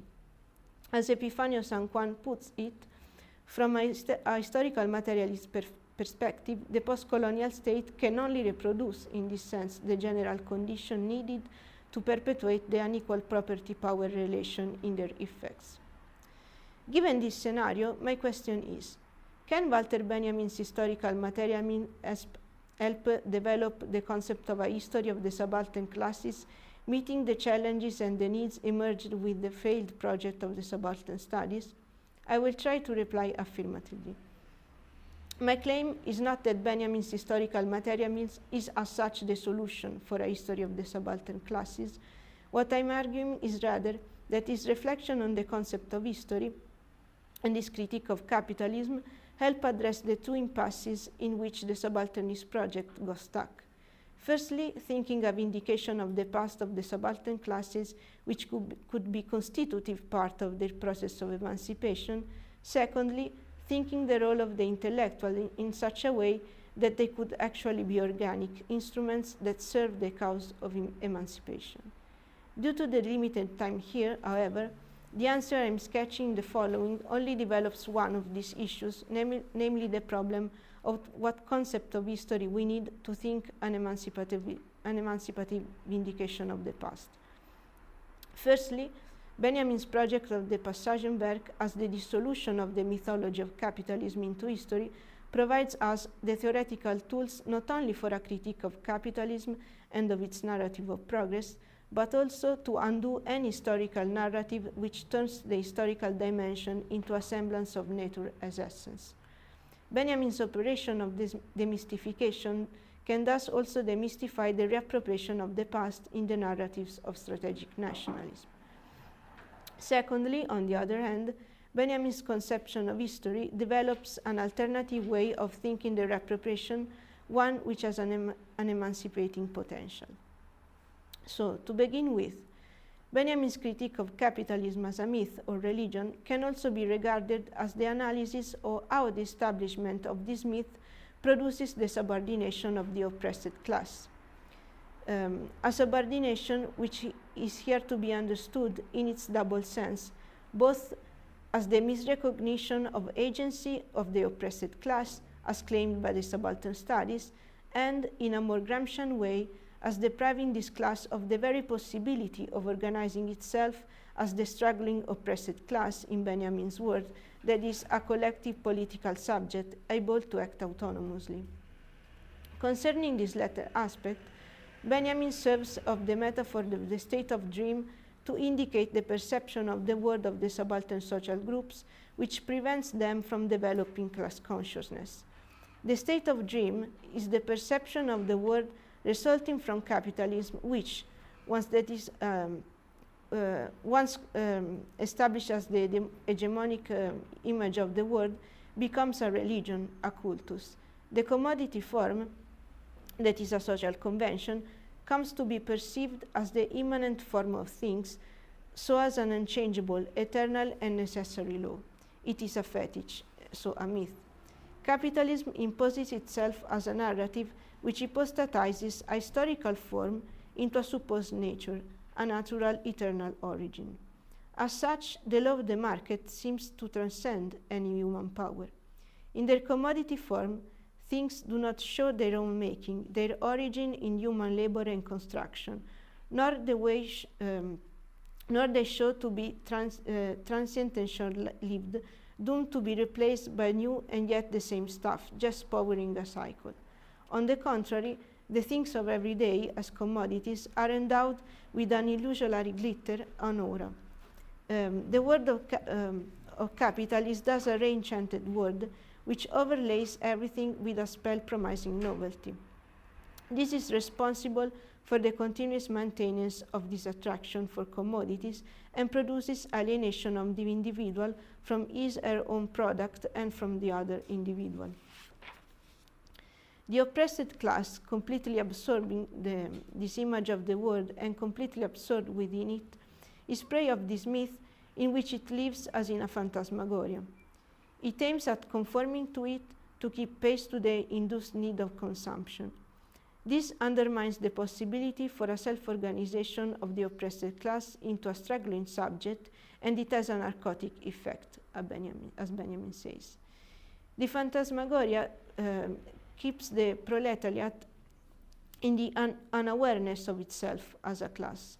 Every oppressed lives its dream in an individualized experience, isolated as an anonymous component of the crowd. With regard to the meaning of subordination given by Subaltern Studies, on the other hand, so as misrecognition of agency, also the historical narrative produced by the dominant culture, according to Benjamin, is immersed in this mythical dimension. History is reified into a continuous progress. Likewise, in Subaltern Studies, Benjamin's point is that the dominant narrative of progress does not recognize the oppressed class as historical subject, trying to obliterate its action. One of the famous quotes of Benjamin, whoever has emerged victorious participates to this day in the triumphal procession in which current rules step over those who are lying prostrate, from Thesis 7. Since they are not victorious, since they did not establish themselves as dominant, they do not find place in the narrative. They are the silenced voice in history. Their contribution to the building of human history and culture is not recognized. The building of human knowledge and culture hides indeed a history of violence, of exploitation of the work of people, of dispossession or destruction of other culture. And here comes another famous quotation. Whatever the historical materialist surveys in art or science has, without exception, a lineage he cannot observe without horror. The products of arts and science owe of their existence not merely to the effort of the great genius who created them, but also, in one degree or another, to the anonymous toil of their contemporaries. There is no document of culture which is not at the same time a document of barbarism. As a consequence, the efforts to break the chain of oppression, to divert the course of history, are obliterated by the great narrative, which presents history as the linear development leading to the enthronement of the present dominant class. That which does not fit into this scheme is either let fall out, apparently condemned to oblivion, or weakened in its historical subversive meaning, and absorbed, made homogeneous to the narrative. So says Benjamin, the enchantment or apologia is meant to cover up the revolutionary moments in the occurrence of history. At Earth, it seeks the establishment of a continuity. It sets store only by those elements of a work that have already emerged and played a part in its reception. The places where tradition breaks off, hence its peaks and crags, which offer footing to one who would cross over them, it misses. The present is hypostatized into the necessary result of the triumphal march of the dominant class. The past, or better what remains of the past after that revolutionary forces have been either cancelled from or made homogeneous to the current narrative, is reified into the dead object of contemplative study. The past would have already developed its result into the present. It would be an already exhausted source from which nothing new can spring. Consequently, future, as the authentic possibility of something new, is cancelled. The question is therefore how to produce an awakening from the state of dream which could turn the oppressed class into a conscious subject of the construction of history. The question indeed sounds very Gramscian: how to act on the superstructure at the level of which consciousness of structure is produced in order to enact a transformation of the structure itself. The myth which produces the phantasmagoria must be dissolved, or to use Benjamin's famous expression, the kaleidoscope must be smashed. In the fragments of the Passagenwerk, Benjamin declares the program of dissolving mythology into the space of history. How is this dissolution of the myth into history to be understood? The opposition between myth and history is here not simply the opposition between a tale and human happenings as facts, nor between something that is fixed in the past and something which develops. Rather, myth is the narrative which makes an image of the world appear as natural, necessary, and eternal, thus subtracting it to human power. In this sense, as seen, history itself, or better the historicist account of progress, of capitalism, is a myth. The mystification must therefore consist of the operation of showing the non-continuity of history, the non-eternal character of the relations of production structural to capitalism. Historical material means as to dissipate the semblance of eternal sameness and even of repetition in history, says Benjamin. To this aim, Benjamin's effort in the Passagenwerk is to make a natural history of capitalism. It is worth to dwell on the concept of natural history. In the Passagenwerk, Benjamin serves of this concept, which has been developing since his early period, of course, and employs it in all its critical potential against the myth of capitalism. Natural history turns the supposed nature into history, thus at the same time destroying from within the natural, thus mythical, illusionary accounts both of nature and of history. Nature takes the form of a myth when conceived as the natural. What is historical by habits and repetition takes the semblance of nature, of sameness, of eternal repetition from which one cannot escape. In the very case of capitalism, things and human relations take the form of commodity. History takes the form of progress. History, however, is neither simply the passing of time exterior to things, nor a continuous deterministic progress. History is the passing of time in the allegedly natural, its modification and transformation, so the discontinuous becoming of things, or their natural life. Natural history thus presents nature as transformation. Showing the transformation means bringing to evidence the points of discontinuity, of decay and interruption, and of reorigination. Since everything can acquire the semblance of nature, natural history is the critique of what has established itself as an alleged original. Hence, the natural history of capitalism is the critique of the myth of capitalism. Now, what Benjamin opposes to the semblance of eternity is the concept of origin. This indicates the origination of a constellation that is the point of departure and of unification of the articulation of an idea, an image of the world. Origin, therefore, does not indicate a genesis, as Benjamin says, the process out of which something would result as its consequence, but it is rather what marks the caesura of a new beginning. As such, it separates a prehistory and a post-history. The former, the history preceding the origin, is the historical presupposition of its coming into being. The latter is the constellation to which the origin gives life and that then articulates. Natural history thus makes explicit the historically discontinuous dimension of the origin. It shows how it gives birth to something new, differentiating a previous and an after. It posits a discontinuity. Demystifying the myth of capitalism, therefore, consists in showing that supposed natural as a natural history as something that is not original and instead an origin, a historical origin, the origination and articulation of an image of the world. My point is that Benjamin's critique of the myth is not only a critique of capitalism, but it implies the task of a permanent critique against any narrative which reifies history into nature, Nature must be shown as history. Against any myth of the original, the origin must be shown as the caesura. This demand of permanent critique would indeed satisfy Gramsci's requirement for hegemony as emancipating process in the form of democratic centralism, in which the structure created by the revolutionary force must be always anew subsumed to critique in order not to let it crystallize into a fixed structure which would no longer meet the real needs of the subaltern classes. However, Benjamin's critique goes further. His plea for struggle against reification does not only fight the fossilization of the structure, but it aims to avoid that the superstructure itself, as the constellation or image of the world which expresses the structure, comes to be assumed passively as a religion.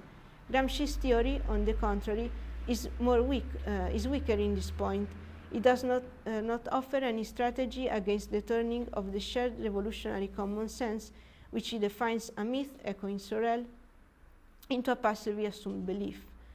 Benjamin's theory, therefore, offers a model to contrast not only the religion of capitalism, but also all those narratives which, despite their claim to be emancipatory, just impose another myth of the original. The rapture of the origin, however, cannot become explicit through a discursivity which would remain caught within the logic of continuity. Instead, a dialectical exposition of the origin must break the supposedly natural chain of continuity. More precisely, the immediacy with which, in a judgment, the predicate is attributed to the subject must be put into question. And that which can break this immediate flow is the production of a shock effect. This should break the enchantment, the loop of the return of the same, thus causing the awakening from the state of dream. History would thus be recovered, first of all, in the sense of recovering the possibility of considering history differently. By dissolving the semblance of eternity, the shock effect also breaks the past free from the contemplative, petrifying gaze that imprisoned it as a dead object into the continuum. It is what Benjamin calls the Copernican revolution in historical perception. And he says, formerly it was thought that a fixed point had been found in what has been, and one saw the present engaged in the tentatively concentrating the forces of knowledge on this ground. Now this relation is to be overturned, and what has been is to become the dialectical reversal, the flash of awakened consciousness. Politics attains primacy over history. In the polarization of prehistory and posthistory, which brings the continuous flowing to a standstill, moments of the past flash up, now knowable, readable in a different way. Revolutionary past moments can be recovered from the oblivion and homogenization in which the myth of progress buries them. The index they bear as a sign of the possibility of a different course of history is now visible. As such, they become properly historical. Indeed, a moment is properly historical not because it is fixed as an element in the chain of the development of history. Rather, it becomes historical insofar as it is made free in its power of making history. However, as seen, it is not about constructing another narrative, another continuum, which should replace the present one. Demystifying the myth of progress must not fall back in the creation of another myth. Vindication of the past is not the recovery of an original past, in the sense of origin as a myth, that should be reestablished in the present. Quite the opposite, vindicating the past means to turn immobility into appropriation of the moment of action, thus reactivating and realizing the lost, abandoned possibility of emancipation. It's not about writing yet another narrative of what should be considered the original, but to make another origin real. Revolution, writes Benjamin, is a leap, a sprung, or better, an ursprung, an origin, a leap out of which a new word can be articulated. Once the incompleteness of the past in its revolutionary possibility has become visible, the task is to accomplish them. As Massimiliano Tomba writes, it is about working with the roads not taken or repressed, which, from the past, can shed light on the possibility that were left unfinished but remain vital to reimagine our present. The only possible way to do justice to the leftover of history, to vindicate them, is to make use of them, that is, to actualize them. Actualization is the authentic historical comprehension insofar as it gives an afterlife to the historical object. Historical materialism conceives historical understanding as an afterlife of that which has been understood and whose pulse can be felt in the present, writes Benjamin. Afterlife, Nachleben, is precisely the concept of which Benjamin serves in his essays Der Aufgabe des Übersetzers, in order to indicate the reorigination of the work of art in its translations. Actualizing the past, therefore, means to give it an afterlife, a new life, by turning it into a new origin, the point out of which a different present can spring out, diverting the course of history. Only as such is the past actual in the sense of the German word wirklich. It can produce effects in history. The generation of the downtrodden are vindicated and redeemed because the new order they tried to bring about and for which they succumbed is kept alive, the baton I consigned to the present struggling generation. It is this the secret agreement between the past generations and the present one of which Benjamin speaks in the second thesis. And if capitalism is a religion which turns the practice of market and the progress to be achieved into cult, so Benjamin's demystification is the desacralization of this cult. History is made profane again, that is, it is returned to a dimension of which human beings can dispose. That is to say, history is returned to the agency of the subaltern classes. And another quotation that was already taken up this morning, the subject of historical knowledge is the struggling oppressed class itself. Marx presents it as the last enslaved class, the avenger that completes the task of liberation in the name of the generation of the downtrodden. As such, it is the subject of historical knowledge and of historical construction, because history is understood as construction. From this point of view, the state of dream is dissolved also in another sense. Benjamin always plays on the ambiguity of dream. The state of unconsciousness regards both the illusion of the eternal law of capital and the hope for happiness and emancipation. The latter, however, only appears as a wish image or an utopia, which is sought in the present only by conforming to induced consumption. Demystifying the myth, thus, also produces the effect of creating a possible place for that utopia, thus dismissing it as utopia and turning it into reality. In this sense, dissolving the state of dream is also realizing the hidden dream, turning it into the conscious construction of a new society. In this sense, I think Michael Lowy's reading of Benjamin's political thought as romantic anarchism or a revolutionary use of nostalgia for the past may be misleading. Well, I'm not arguing anything against Michael Lowy's reading, but it's just to focus on the terms he uses. Thus successfully showing that Benjamin's backward gaze does not aim to a return to the past, but it is projected towards a world to come, and it is a detour through the past on the way of a utopian future. The use of terms like nostalgia or utopia does not seem to do justice to Benjamin's point.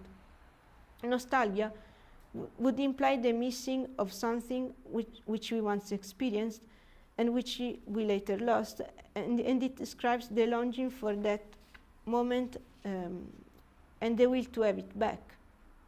This risks to lead precisely to the creation of the myth of an original past whose essence should be reestablished. Yet another narrative. Utopia, on its turn, casts the goal of emancipation into a non-place, undefined future because of the impossibility to have it realized in the present world. Quite the opposite for Benjamin, utopia is the form which the revolution takes in the state of dream. Once consciousness is awake, revolution is not to postpone, but to be enacted here and now. As he says, every second is the smallest gateway in time through which the Messiah might enter. So his message is not as a hope in the future, in a future to come, but a call to action. So, and I go to the conclusion. Benjamin does offer a concept of history which allows to meet the challenge of subaltern studies, reworking of Gramsci, to think of the vindication of the past as a condition for the emancipation of the subaltern classes. The problem by subaltern studies is that, when articulating the reappropriation of this past, they show unable to take distance from the nationalist model. Though denouncing its elitist character, in the end, they still share Bankim-Chandra Chattopadhyay's plea for an Indian historiography of India, written by an imprecise Indian people, a project which excludes all non-Hindus and which is realized by Bankim-Chandra's own writing of history, and they still support strategic nationalism. They are well aware that this will not lead to the emancipation of the subaltern classes, and that will rather reproduce relations of subordination, but I cannot imagine an alternative. We are therefore provided with yet another narrative, which is, however, yet another myth. The aura of an original past, the greatness of the Indian people, whose worth should be reestablished against the colonizers. Benjamin's challenge is instead to get out of the logic of production of myth, both from that of the colonizing capital and of the ideologies which would reproduce subordination under other forms. Emancipating history from myth is thus condition for the emancipation of the classes kept subaltern by that myth. Giving them back the capacity of action requires the destruction of the aura of the original past that once was, and the affirmation of the possibility of giving origin to what never was. It is not about producing other myths, other narratives, a multiplicity of histories, but about changing the course of the one catastrophic history we have. It must be admitted, however, that Benjamin's concept of history is not yet a program for the emancipation of the subaltern classes. He develops a theory of awakening to class consciousness, not a theory of organization, nor a model for the reorganization. A gap remains between the awakening and the formation of a collective political subject, and between the knowability of the past and the political action, of course.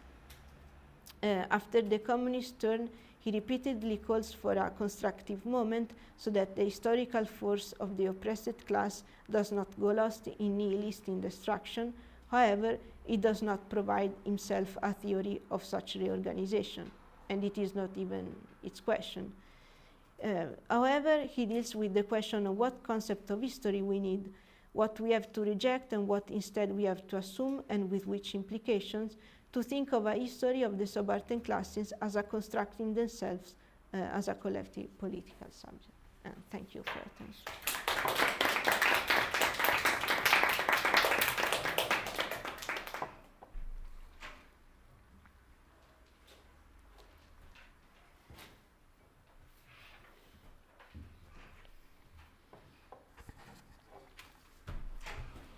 Thank you, Giulia. So, who starts with the questions and comments?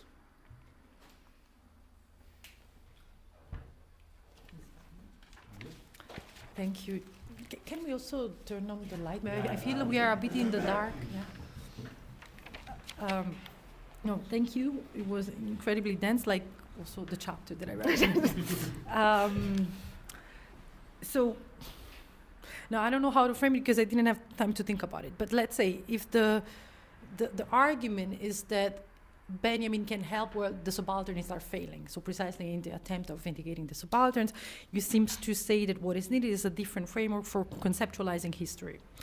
But in the sort of, critical points that you outline in relation to the subalternists, it seems that it was not so much the conception of history that was problematic, or maybe it was, but a bit on the background. And then the points that you mentioned were mostly related to the very functional role of the intellectuals. So basically the subaltern is not being organic intellectual, but then I'm wondering, would you qualify them as traditional intellectuals, or traditional that didn't break with the with the ruling class to which they belong? I'm not sure we can make this argument, but I follow you when you say they are not organic intellectuals. I mean, but so what I'm trying to say is that it seems that the problem is history, but then it seems to me, and according to what you say, that the problem comes The problem is in relation to the role of the intellectual, so what kind of intellectual are the subalternists in relation to subaltern classes, but also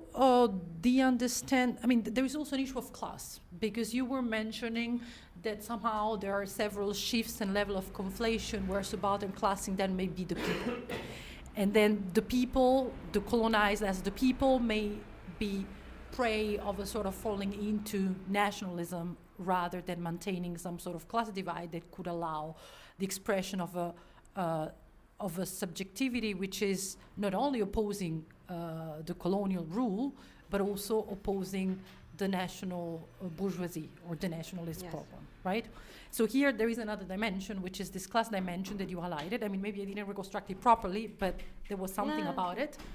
And then I couldn't see how Benjamin could also help here. Probably could, but I didn't have the impression that you follow up on this.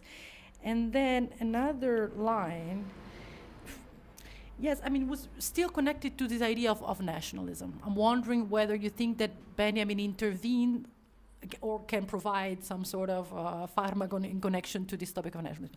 I was thinking about Fanon, because in Fanon you have on the pitfalls of national consciousness, really this understanding that there's, I mean, the very notion of nationalism, it's a slippery. So the people moved by the nationalist ideology may also fall prey of the bourgeois nationalism. So per se, nationalism is not, again, this neutral positive category, no matter the fact that anti-colonial struggle embraced anti-colonial nationalism. But then, this is, again, not just something set in stone. Like, the anti-colonial nationalism can evolve and can be more or less influenced by its bourgeois component, so to say. So I'm wondering how also Benjamin could be useful on that level. So just to simplify, if Benjamin is the solution to the problem that the subalternists didn't solve, or that they attempt to solve but they didn't manage to vindicate the subaltern, how can Benjamin respond to this level? Because I follow you on how a different conception of history is needed and why Benjamin can provide that. But how can Benjamin respond to this? I mean, not that we have necessarily to look at Benjamin. I was thinking that other authors can be mobilized to that extent. The other thing is, I'm curious to know if, for example, I mean, the reception of the subalternists, there's a lot. So when one of the most polemic interventions was the one by Vivek Chiber, criticizing what he calls postcolonial theory, but basically going back to Goethe and Patergy. And it's this idea that they get it deeply wrong in their understanding of the role that the bourgeoisie play in the colonial context. So the very thesis of dominance without hegemony is for Chiber bullshit. And I'm wondering if in your critique there's also something coming from that side or not at all. So if you're also contesting Goethe understanding of the role of let's say the elite in the colonial context, or if you're actually not discussing that aspect. Does it make sense? Sorry, there was a lot. No, thank you. So, firstly, the role of the intellectual. Well, no, I don't think that subalternists can be classified as what Gramsci would call traditional intellectual. Is not that, but they don't take radically the role of organic. What does it mean to be organic intellectual? I tend to take the word seriously, so to speak. So organic means that they are an organ of, so an instrument for the class. So they have to serve for the class on raising to consciousness. They don't have a role of representing or speaking for the class. They are an instrument for the class to evolve as a political subject, and Gramsci is very clear about this point. I think when he characterizes the role of the organic intellectuals within the democratic centralism, quasi as a syllogism, because he says it is like at the end like a movement from the basis of the class to a new basis of the class endowed with revolutionary capacity through the critical role of the intellectuals, which is totally internal to, for the class and almost vanishes at the end. It is not what it is represented, but what it vanishes as like the middle term in the syllogism. So it's that the point they missed, that they seem to be still anchored to a view or representative or speaking for someone who is not able to speak. The problem is letting them speak. For the first question. The second point, how can Benjamin help? Well, I don't think Benjamin can provide an answer in the sense that we cannot articulate with only Benjamin an answer to strategical nationalism. It's not that the point, but this process of demystification helps to prevent that another narrative imposes itself as a myth. In this sense, it has a negative critical role against the building of new mythology. Nationalism. Yes. And with regard to Guam, well, I read the book several times because I was convinced I did not understand it, because I cannot understand how, on the one hand, he perfectly seems to understand the logic of the elite program, which leads to passive revolution in a way in the Indian country. But on the other way, he still proposes this agenda of the own writing of history, which, okay, it is good, I'm not contesting that, but it does not take distance from this, from how the project was developed in the end by Bankim Chandra Chattopadhyay. It is the last chapter, and it seems to be detached from the critique to the elite production of the. Just want to think if I understood you what you're saying. You mean you think Gu on the one hand is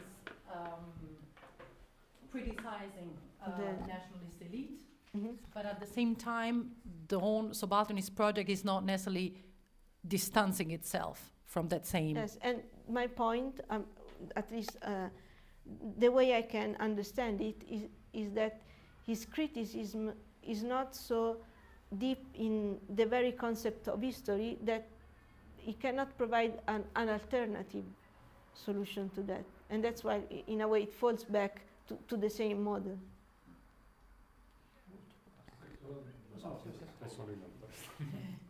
Giulia, thank you so much for your talk. It was I really enjoyed it.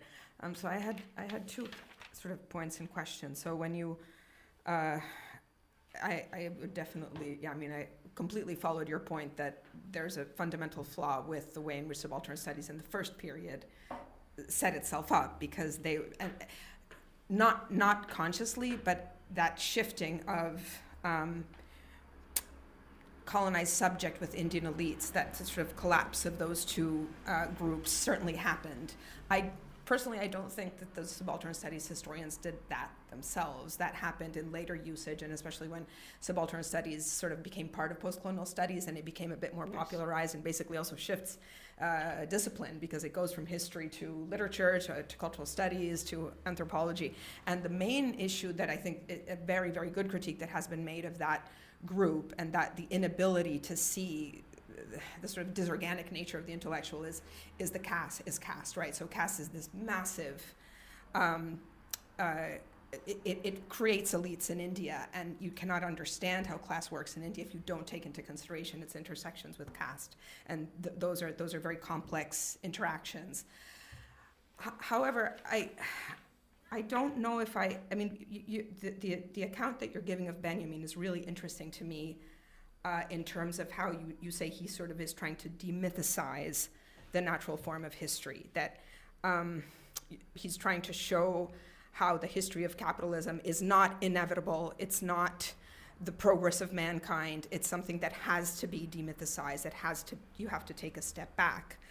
I think that within the second, the questioning of the nationalist basis of subaltern studies does happen within that same school of thought, right? So when Spivak writes her essay, Yes. when she literally asks, can the subaltern speak, she's basically formulating a version of the criticism that you're making, that she says, well, you have not questioned the representativeness of you as a historian to speak for the subaltern. And we were, in the earlier session, we were thinking about the ways in which sometimes subalterns do not speak, but they act, right? So the act of a subaltern forms history to some extent. So she has this example of a young Indian woman who, by certain actions that she takes, makes a historical intervention.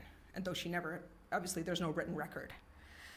So that, I think, is one point. But the question of demythicizing history and what the project was about, I think, is very much exemplified in Chakrabarti. So I guess, like, alongside Guha, you also have someone like Dipesh Chakrabarti, who is saying very similar things. He's saying, we need to think of, like, what kind of history do we want? And questioning that notion of history is important, right? So history is, of course, it's a colonial construct. And he has that famous example of thinking about the word water and pani, and how H2O becomes a sort of meta language in which you describe both terms. And in that sense, then, the writing of history, he says, and he's referring even to those earlier subaltern studies historians, was trying to create a meta language, right? So you're trying to write a sort of secular form of the Indian past. So he's trying to replace that word history with the word past. He's saying there are other versions of the past that we need to recover in order to restore the kind of history that you were talking about, the actual history, the one that can produce an effect, the one where you're taking into consideration not just historical writing, which is, of course, again, it's a colonial inheritance in that sense. So, probably I'm not being very, very clear here, but it is exactly that, of taking a step back and seeing how you must not reify any myth into nature. You're saying history should not reify any myth into nature. And Chakrabarti is saying, let's look objectively at the language that history produces. It's a meta language, and it doesn't recognize itself as such, right? So when you write a secular history of India, if you're using only secularist instruments, you are actually not seeing how you are constructing a meta language about that region, that you need to take into consideration other forms of preserving the past, obviously like mythology, obviously like religious narratives. So I think that the critique is really just, but I think that within the Subaltern Studies group itself, there were a lot of discussions and contradictions about this, and Chakrabarti has a lot to teach us. And the last thing that I was thinking was about this question of East and West, because that is something that, it becomes very binary, right? So it's either East or it's either West. But at the same time, there is a linguistic distinction, right? So that narratives in past written in Indian languages they do follow a different trajectory from narratives written in English. And it's not an essential difference, but it is a linguistic one. So again, Chakrabarti is inviting us to think about that diversity of languages when he's saying Pani is not equivalent to water. It's not. And it's not subsumable into the third term, which is H2O. I think that's what he's trying to question, right? So he's saying H2 is not some sort of universal language into which we can understand the past. Those are some thoughts I had. No, thank you for the suggestions, and I'll try to comment on that. So, first of all, I agree that there is a lot of discussion within the project of Subaltern Study itself, and also its different generations, if we want, because it's not always Guha, it's not always Chatterjee. And of course, after that, the comments of Spivak, the discussion evolved a lot. My problem with that turn brought about by Spivak is that it would lead to no political possibility, in a way, if not in a strategical way, like strategical essentialism, and so I agree with the criticism, but then I see no solution. If we take that road, we cannot construct hegemony in that way. Okay, first point. Second point that makes me remind that I did not reply your question about nationalism. Yes, I mean, of course, the struggle for independence as a role, I'm not undermining that. And if, as in the example you were bringing, it has then an universalizing impulse, so to speak. For example, Fanon, but okay, maybe it's not the best example, but I am always thinking the Zapatismo. It is a local. It starts as a local struggle, and the SLN as nationalism in its name, but it's not because they wanted another nation state as such in that form that they are strongly criticizing, but from a local offense, a local injustice, they try to construct a universal emancipation. And if nationalism plays a role in that, it is something. But I was talking about nationalism as the ideology which seeks independence for the construction of a nation state, which is something else, I think. Not that the local does not have its right. Of course, the local struggle for independence has its right. And with regard to Chakrabarty, yes, I agree, and it is the closest within the Subaltern Studies I see to Benjamin. I think it still remains the problem of how to think the subaltern histories of which he speaks, because he also says that there is indeed no way out from the main history, so to speak. There are also this subaltern history struggling as a point to criticize the main paradigm and to work with a critical attitude, but they do not give life to something really new. There are only critical remarks on a linear course in a way. But at least this is the impression I have with Chakrabarty. And with regard to the last point, the distinction East-West, yes, of course, there are different traditions and different ways to conceive history also, and they have to be taken into account. But the point made by Chatterjee, I think it is another one, when he speaks about strategic nationalism, because he talks about the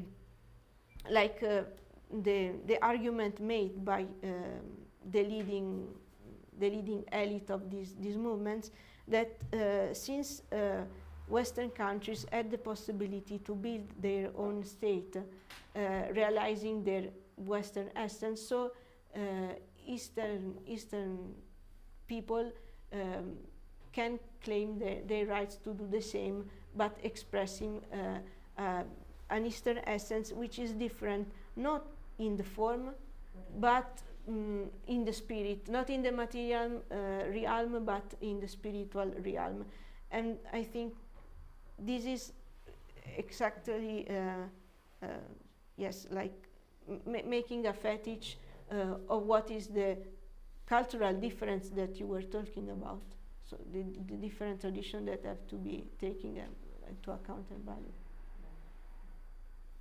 I mean, I think he was describing more what they thought they were doing, I think. So my reading of Chakrabarty is always, Chatterjee, when he distinguishes between the spiritual realm and the public domain, the public domain and the private domain, is that he was saying this is how the nationalists themselves constructed difference, rather than saying that this is how it was.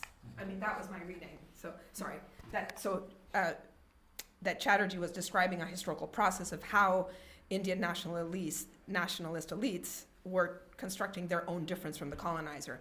I didn't read it as him positing that essentialist difference. Okay, but then at the end of the book, he doesn't propose anything else. So Yeah. Sorry. Yes, now what you just said, and I think now I would rephrase also my question, but maybe I go back to Jamila's point regarding the critique of subaltern studies that was raised by the controversial book by Gibbard.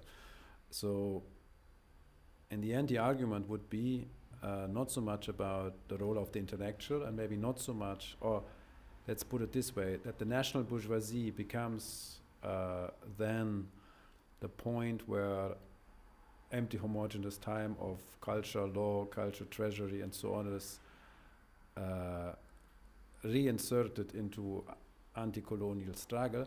This would be an epiphenomenon of the problem that in terms of the victorious course of world capitalism as a global system, what Chakrabarti would still call history 1 versus history 2, that the very distinction is internal to capital and not a Western myth of false universality that would not account for history 2. Sadly, what we know is that the mediation between history 1 and 2 is what makes capitalism such a powerful relation, that where Benjamin has just to add, it will not die a natural death or catastrophe or whatever. Because all the points could also be made with Marx about the contingency, the class relation, and we could even do a montage of Benjamin Marx. The only thing we would say is that the teleological direction towards world revolution isn't there. And always après coup, in the ex post teleology would say all other histories become part of the history of capitalism. And for me, this really makes me think, what is to gain from, is also my question. What do we gain in discussions about, let's call it a revolutionary concept of history, when world capitalism has evacuated this battle also in ideology, is not interested in history. You can have your histories, you can have what you want, you can have representation of what you want. I can deal with heterogeneity and diversity. It's what fuels my value production thing. And also I go to space sterilization, to bring in Frederick Jameson's argument vis-a-vis singularity. It's not anymore about, these are debates of the 80s and 90s. What do we do with this? After the victory of capitalism as a global system? Or are we still in the 80s and disavow the world historical triumph of capitalism?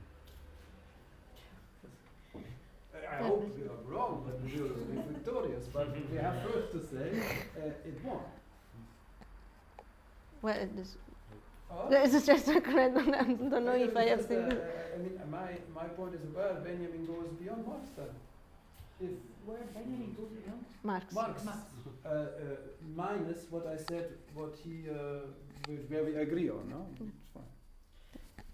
But I didn't understand something. So, the reading was like, somehow, no matter how controversial or some really wrong elements Chiber has, he may have a point in saying, maybe not be relevant to play history 2 against history 1, because anyway, this is not what makes the difference. Capitalism can accommodate a multiplicity of histories. This is what you were saying. Okay, that's what you were saying. No, sorry, I feel dumb because every time I have to summarize to make sure that I got it right. No, it's a cognitive limit. History 2 exists. Yeah. But now as eternal, reproduced by capitalism. Yeah, but this is, okay. No. No, I don't think it's, no. Okay, so I think that in Chakrabarty also the idea that history 2 is external to capital, to history 1 is not true. Like there is this sort of interruption from within. So there's no outside of capital. So this distinction between history 1 and history 2 that Chakrabarty develops does not make history 2 some sort of external, irreducible, obscure otherness. But nevertheless heterogeneous. It's heterogeneous, but it's also understood as a sort of internal interruption. Just because I don't think that Chakrabarty is producing this idea of there is an out. This would be for me the decolonial mood, the idea that there is this external otherness which is necessarily can be used as a lever against colonial modernity or colonial capitalism. There is an element where you were saying there is an element of heterogeneity that does not allow to necessarily find easy translation or easy analogies, but it's not out of capitalism. It's in the fact that there are different historical formation, cultural formation, economic formation. This does not mean that they exist outside of capitalism, let alone against capitalism per se. Like it's not an essentialist argument about history too. But what I'm trying to say is that I may agree paradoxically with Cheeber's idea that capitalism, which is the argument of political Marxists, and usually is like capitalism is this universalist homogenizing drive. It doesn't give a shit about whether you're a man or a woman, whether there's patriarchy or not patriarchy, whether you have your cultural difference, because capitalism would be able to subsume in any way, accommodate everything, and use it as a fuel for its own expansion. And I may take it seriously, and I do believe that it may be the case. The argument that I would have against Cheeber and against political Marxists in general is that capitalism as we know it, in the argument, like capitalism doesn't need patriarchy, for example. Capitalism as we know it rely on patriarchy. Or capitalism as we know it relied on colonialism. So we cannot, if we don't have just to work in terms of science fiction, could we conceive of a non-patriarchal capitalism or a non-racial capitalism? Maybe, but the one we know so historically, it's what it is. And this is why we have to deal with reality somehow. The other thing, because it sounds to me as a more of a logical objection, right? So when Cheeber says capitalism can accommodate everything, yes, but then let's look at what is actually now accommodating. And let's try to understand how this functions. And then the counter-argument could be, indeed, but this shows that cultural difference per se is not an element of antagonism. And I agree with that. I do believe that even, we can think of pre-modern cultural formation, economic formation, they are not necessarily anti-capitalist for being not orthodoxically capitalist. This doesn't make them anti-capitalist. So I understand let's say the Marxist critique of saying, hey, it's not that cultural difference per se represent an enemy or an antagonist force against capitalism. But what I find extremely problematic with Cheeber, I don't think it's just racism, it's just then you don't explain the difference between I think that was one of the critiques that was brought up by I don't remember the other, look at my memory, but the idea that you have to be able to explain the capitalism of Rana Plaza and the capitalism of the Ruhr. So you cannot simply say that there is this one capitalism, because you have to look at the concrete form that capitalism shapes and how it takes shapes in different contexts. And this is where, without essentializing the coloniality of power, not that I have to make a caricature of the decolonial, but one can think of how, and I think we agree on that, those different processes of making capitalism at home is shaped differently in different contexts. And this is a problem that Cheeber seems just to dismiss. So by dismissing history too, it dismiss all sort of difference, not just the problem that you have when difference becomes a sort of essence that is used as a lever against, and it's not, but also the possibility of giving account of the different shapes that capitalists take. He dismisses it, and that's his failure. But I think it's not that we have to fake it. That's why he fakes it, exactly.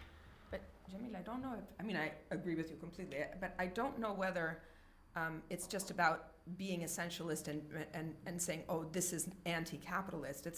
It's also by giving giving a genealogy to capitalism, right? The title of the book is Provincializing Europe. So he's saying, look, capitalism is a local phenomenon that became global, but it's very much located in the historical, political, material conditions of Europe, and whatever, 17th, 18th, 19th centuries with colonialism and slavery. So he's giving a genealogy to capitalism, which it didn't, of course, it's had it. The genealogy of capitalism, in the sense that the origin is clearly not, one could think that there was a global history there, because primitive accumulation, of course, works on, sorry, I didn't want to interrupt you, but No, on no, a no, no, sure. wider scale. The microphone. No, leave it, go ahead. But it's, I suppose what he's saying, though, that even anti-capitalism needs to be provincialized, right? And I think that was the criticism that so many black Marxists had. C.L.R. James, there were so many of them who just were anti-Comintern and anti-Euro-Marxism, because the criticism is not just that capitalism is Western, but also that forms of anti-capitalism imposed upon, third world struggles becomes a form of Eurocentrism in its own right, that you have to provincialize the entire thing in a way. No, it's one. It means that it worked. I mean. We were having scheduled round table any case, so I think we just have to right now have some closure for your talk, and then there's a round table. I don't Do know. you have any replies? To No. this? Okay. But in any case, I think we should take up Yes. more or less soon. Yeah. Okay. Thank you. Thanks Thank again, you. Julia.